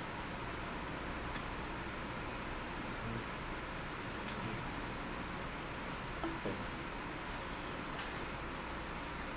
The mathematical relationship between G, This left Yeah. equation is equals to the right. yes, But you just somehow told us that G1 raised to power that part times G2 raised to power 1. yeah, Right? That one is equals to G2 raised to power tau minus 3 times G1 raised to power 3 tau. Right? So what made the two of them equal? How? Why are they equal? I think we talked about that was when we basically started that we decided to like prove why they're actually equal.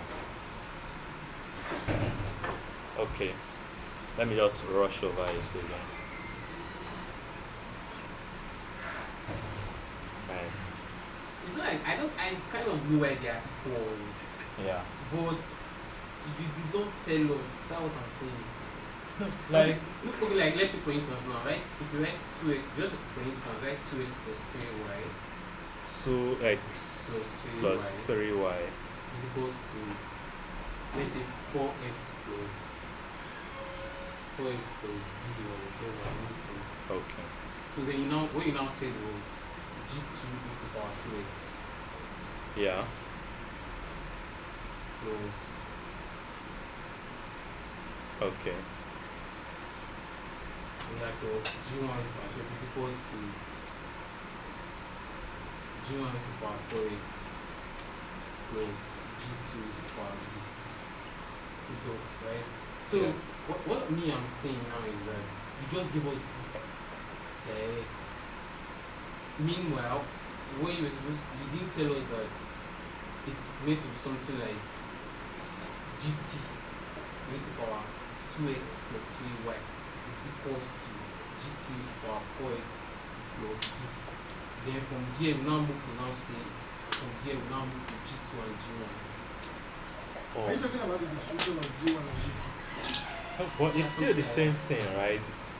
The thing is like they try to avoid working with the target group. The target group is very big.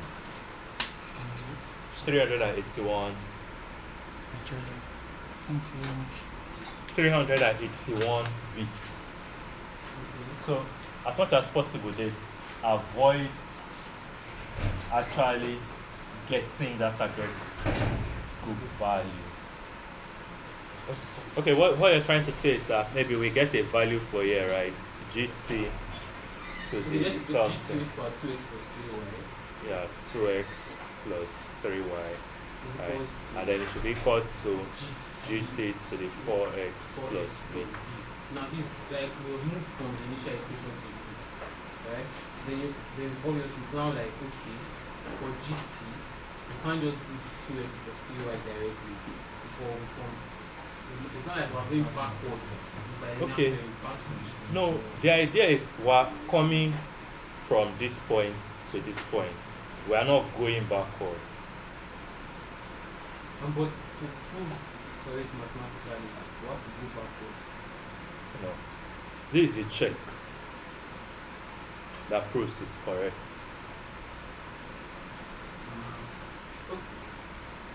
Okay, my main issue now is G2 and G1.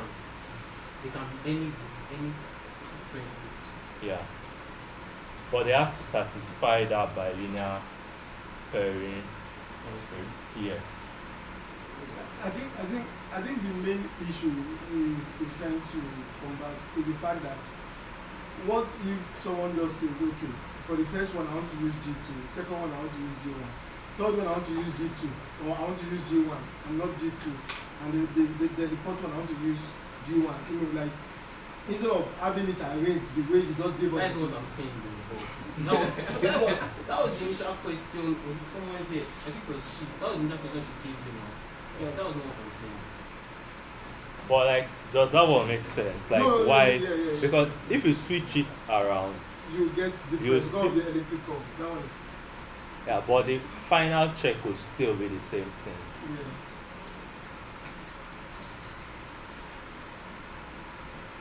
Okay, so I think for your question, we're actually coming this way. Yeah. That's why the prover needs to supply all these values, right? And if the prover supplies these values and this equation holds, then it's correct. Yeah. So if this check holds,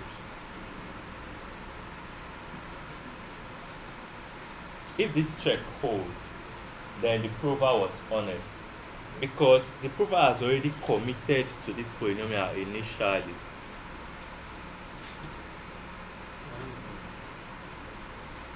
I'm good. Okay, no, I'm not No, sure. I'm good.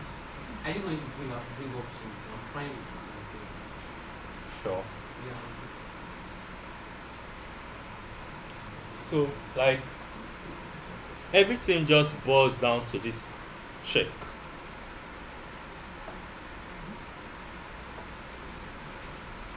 Like, does this make sense?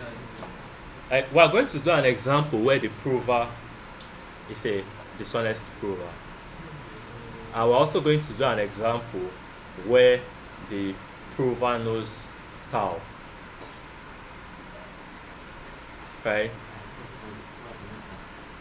It should be impossible, but we'll do an example where the prover knows tau to prove that a prover will be able to generate a valid proof for an invalid statement if he knows tau. Hey, that's what I'm saying. Is it possible to He shouldn't, but who knows how they did their trusted setups? also is it too much and just No. We're living in, like, this is real life.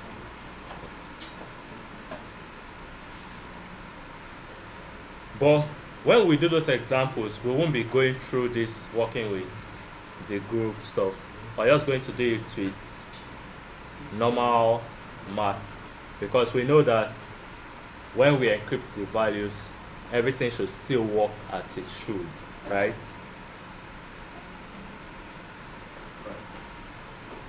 No, I'm not sure it's right.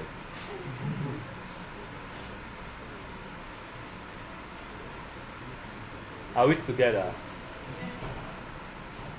Sure. Sir.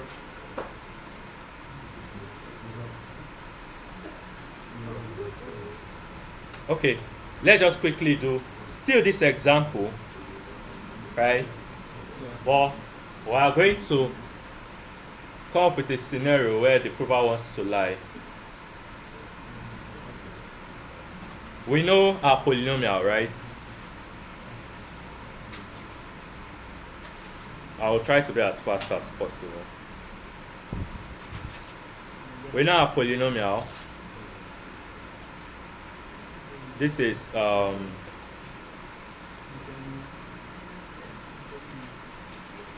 right, and we also know that it corrects. We know our tau to be what? 5, right? Okay, sorry, 30. We know our A to be what? 2. To be 2. And we know our V to be what? 12. Right. So, if the prover actually wanted to lie, right, So instead of telling the verifier that V is 12, the prover says V is 20. You mean like if he wants to, like after committing to the polynomial? Yeah, after committing to the polynomial. Or he commits to the polynomial, like, Yeah, he just has to commit to the polynomial honestly. okay. Yeah. So what's our commitment to? So why would he lie after committing to the polynomial? He just wants to be mischievous. Well, there should be no reason why he should lie, right? But maybe if he did not actually know the polynomial initially.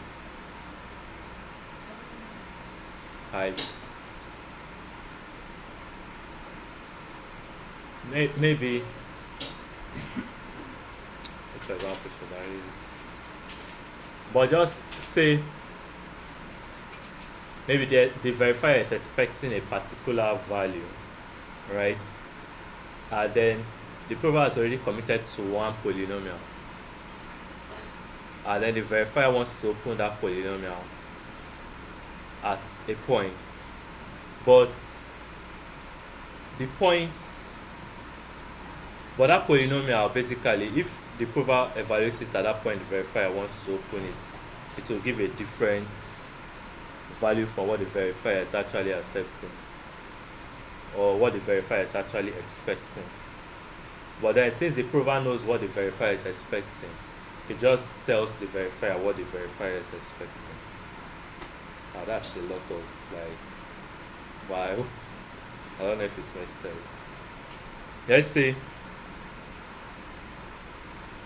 Let's say the verifier wanted to open a certain polynomial at 3, and the verifier knows that the evaluation of that polynomial is 15,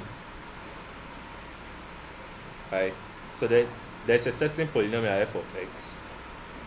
The verifier wants to open it at 3, and the verifier already knows that the evaluation is 15, but the prover does not know the polynomial.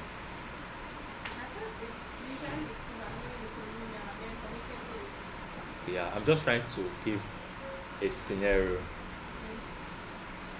or let's just, so I don't mess with people's head up. Let's just continue with this. So that's 992, right? Our commitment. Yeah. So if the prover wanted to lie,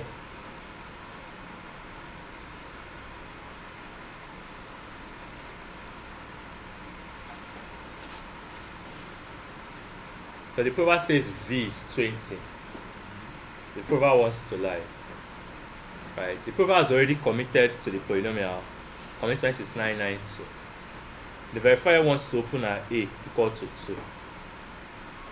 But the prover wants to lie that the value is actually 20 instead of 12. I mean, the prover have not sent 12 to the verifier. Yes, he has not sent 12 to the verifier. The prover What he will knows- now? He knows that it's 12, but he doesn't want to send 12. He wants to send 12. Something like that. Or he may not know. You can think of it like different ways. He may know that it's 12, but he wants to lie. He may not know that it's 12, and he's trying to guess. Yeah. You get? It's still the same thing, but like different scenarios, different pictures. Right? So the prover still needs to generate Q, which is the proof polynomial, which is going to evaluate that tau to get the proof. Right? And if he wants to lie that V is equal to 20, that means in order to get Q, what is he going to do? Yeah, f of x minus 20 divided by x minus 2, right? Which will give us this x squared plus 3x plus 2, right? Minus 20 over x minus 2. That's x squared plus 3x minus 18 minus 2, right? So what are we going to get?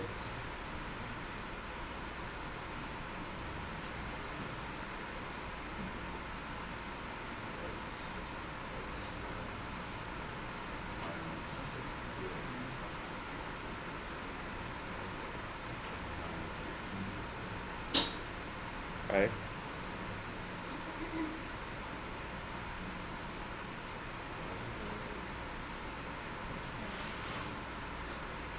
Right?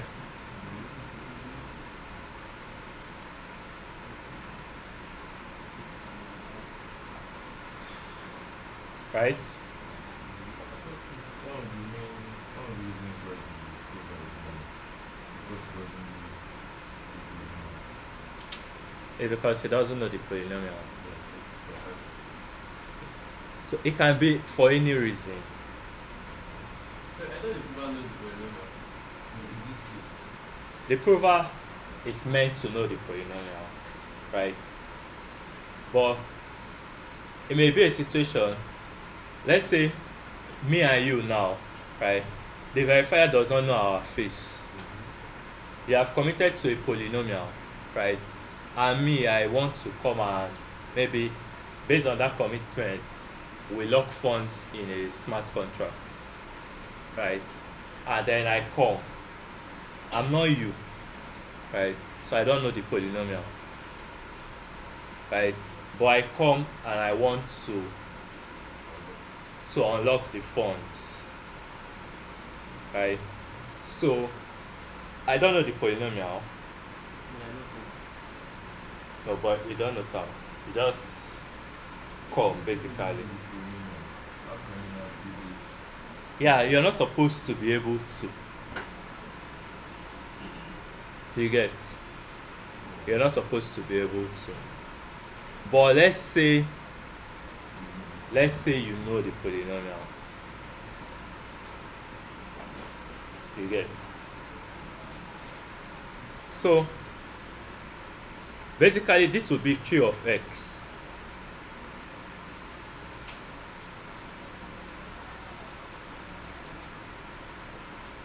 Right? For the prover, but there's actually a remainder. But the verifier does not care about the remainder. Right? So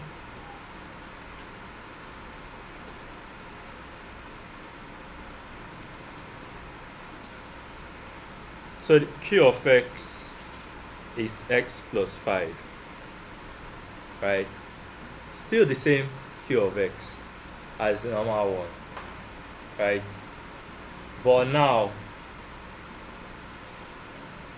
V is different.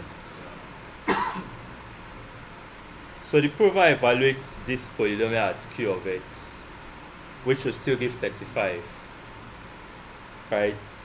Sorry, Q of tau, which is 30 plus 5, which is 35. What about the R of X? We're not going to add it. No.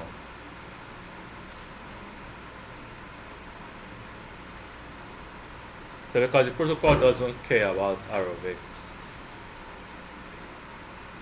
The protocol doesn't care about R of X. So this is the proof the prover sends. Right? So it's now time for the verifier to check. The prover sends 35 as a proof. He sends 20 as the evaluation of the polynomial at A. This 35 he said is a proof. He might have seen it somewhere. Maybe you sent it to the verifier initially. So he saw when you were sending 35. Yeah, he intercepted it. He got 35. But then the opening now will throw him off, right? So what's this thing? F of tau minus V equal to tau minus A times Q of tau, right? F of tau is still at 992 minus V, which is 20. right, equal to tau, which is 30 minus a, which is 2, right, times 35. So this is 9, 8, right? Sorry, 9, 7. Is it 9, 7? It's 28 times 35, right?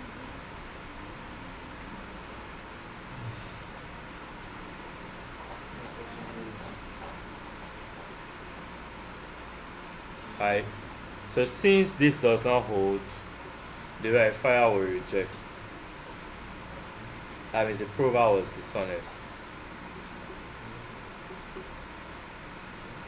How do we get There's something you were saying that the prover will be able to convince the verifier if the prover knows it now. Not that's what we're trying to do. No. This example was the prover is dishonest, but the prover doesn't know tau, And the verifier will catch it. and the verifier will catch the prover. So the next one is the prover knowing tau, Yes, and the verifier will catch the prover. yes. Now this makes sense. So the next one we're going to do, the prover knows tau, and the prover can lie, but the verifier will accept. Yes. So let's look at that.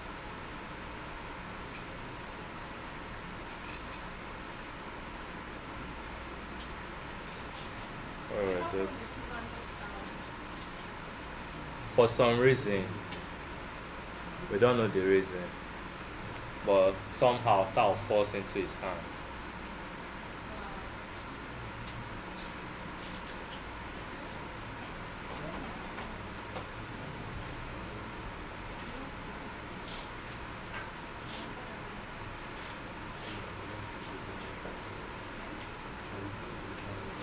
So say the prover knows tau. Huh? Because the prover wanted to lie. How do we get Eh? VS12 is the actual. This is the actual evaluation of the polynomial at A, at 2. Yeah. But say the prover wanted to lie that the evaluation of the polynomial at 2 is 20. How would the verifier know? That was what we just did. And we don't need that remainder to find out. No. Does it make sense? Okay. So this particular scenario is what? Huh? The one you want to know is for Where the prover knows tau, and the prover also wants to lie to the verifier that the evaluation of that polynomial at tau is 20. Sorry, that the evaluation of the polynomial at 2 is 20 instead of 12. that's another line. Yeah, that's another line. So the prover wants to lie, right?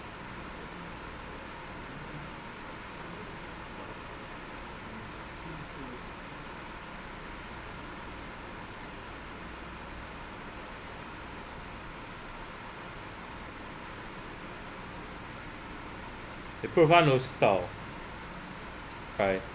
So, the prover does f of tau minus, sorry, f of x minus, huh? F of x minus v over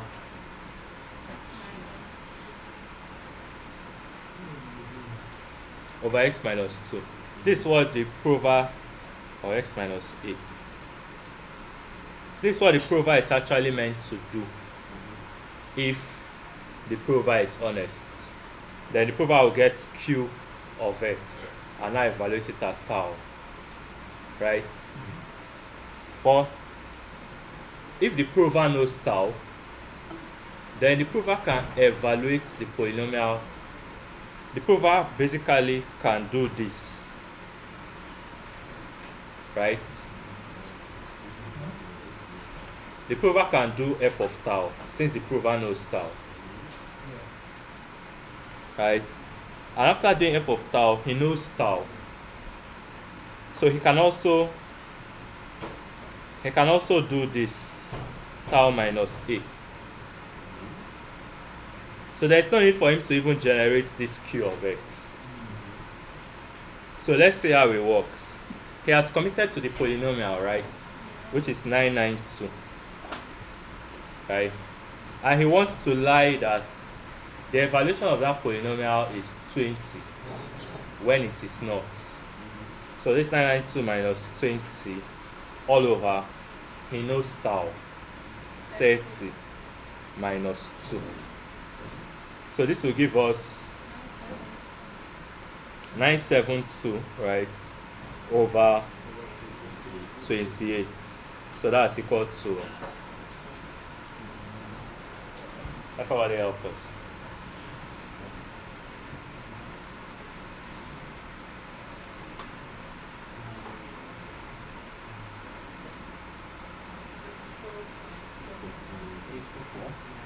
Huh?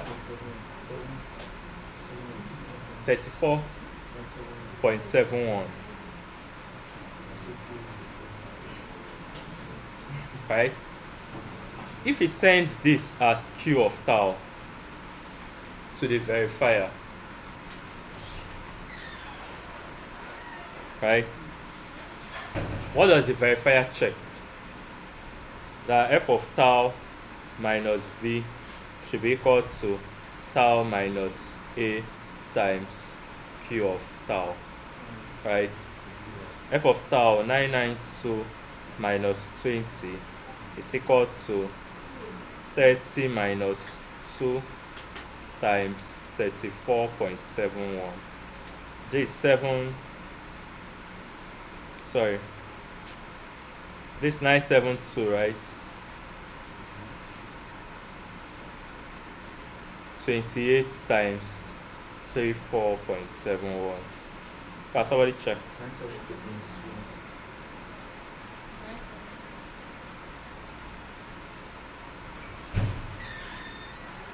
972.16. Approximately 972, right? Okay. So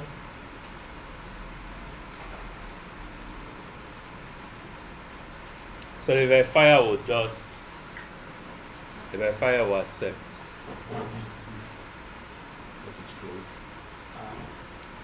No, I don't think we won't send 34.7. We sent 34.71428571. Yeah, up to the precision. Yeah, it will actually be equal. It will actually be equal. So actually, it's not really bigger now.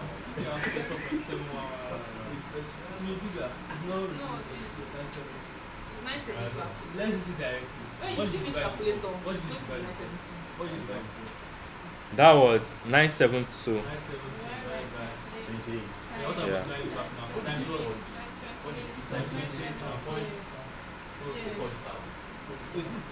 It's still going to be the same.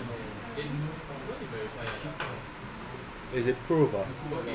The prover knows tau, not forge. The prover knows tau.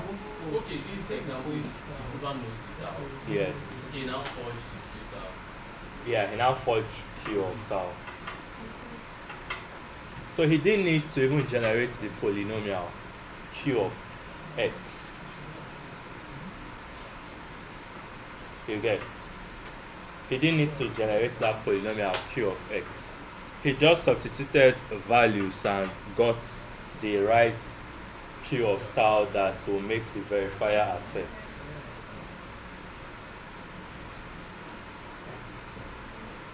Does it make sense? Does it make sense? So these are like the different scenarios you get. And yeah, I think so. We are just doing these examples in the clear, right? But actually, they will be going on in the exponents, encrypted values, right? But we know that anything we can do with clear values, we can also do them on encrypted values because of homomorphism, right?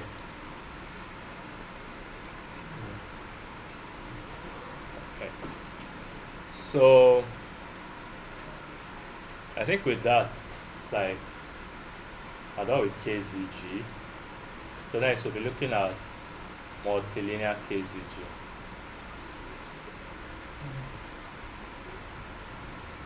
Say it's 12 already.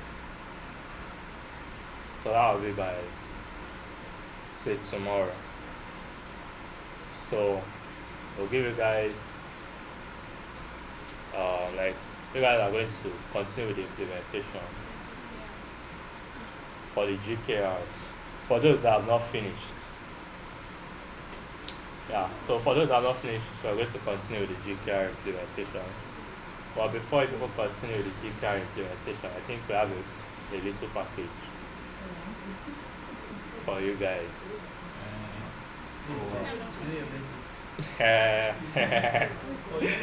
Okay. Okay, so first things first. If you have not submitted your, like, all of you have your systems, right? Commit and push. Now, just commit and push. Now, yes, anybody that is not here now, everybody must be in class. Everybody must be in class now.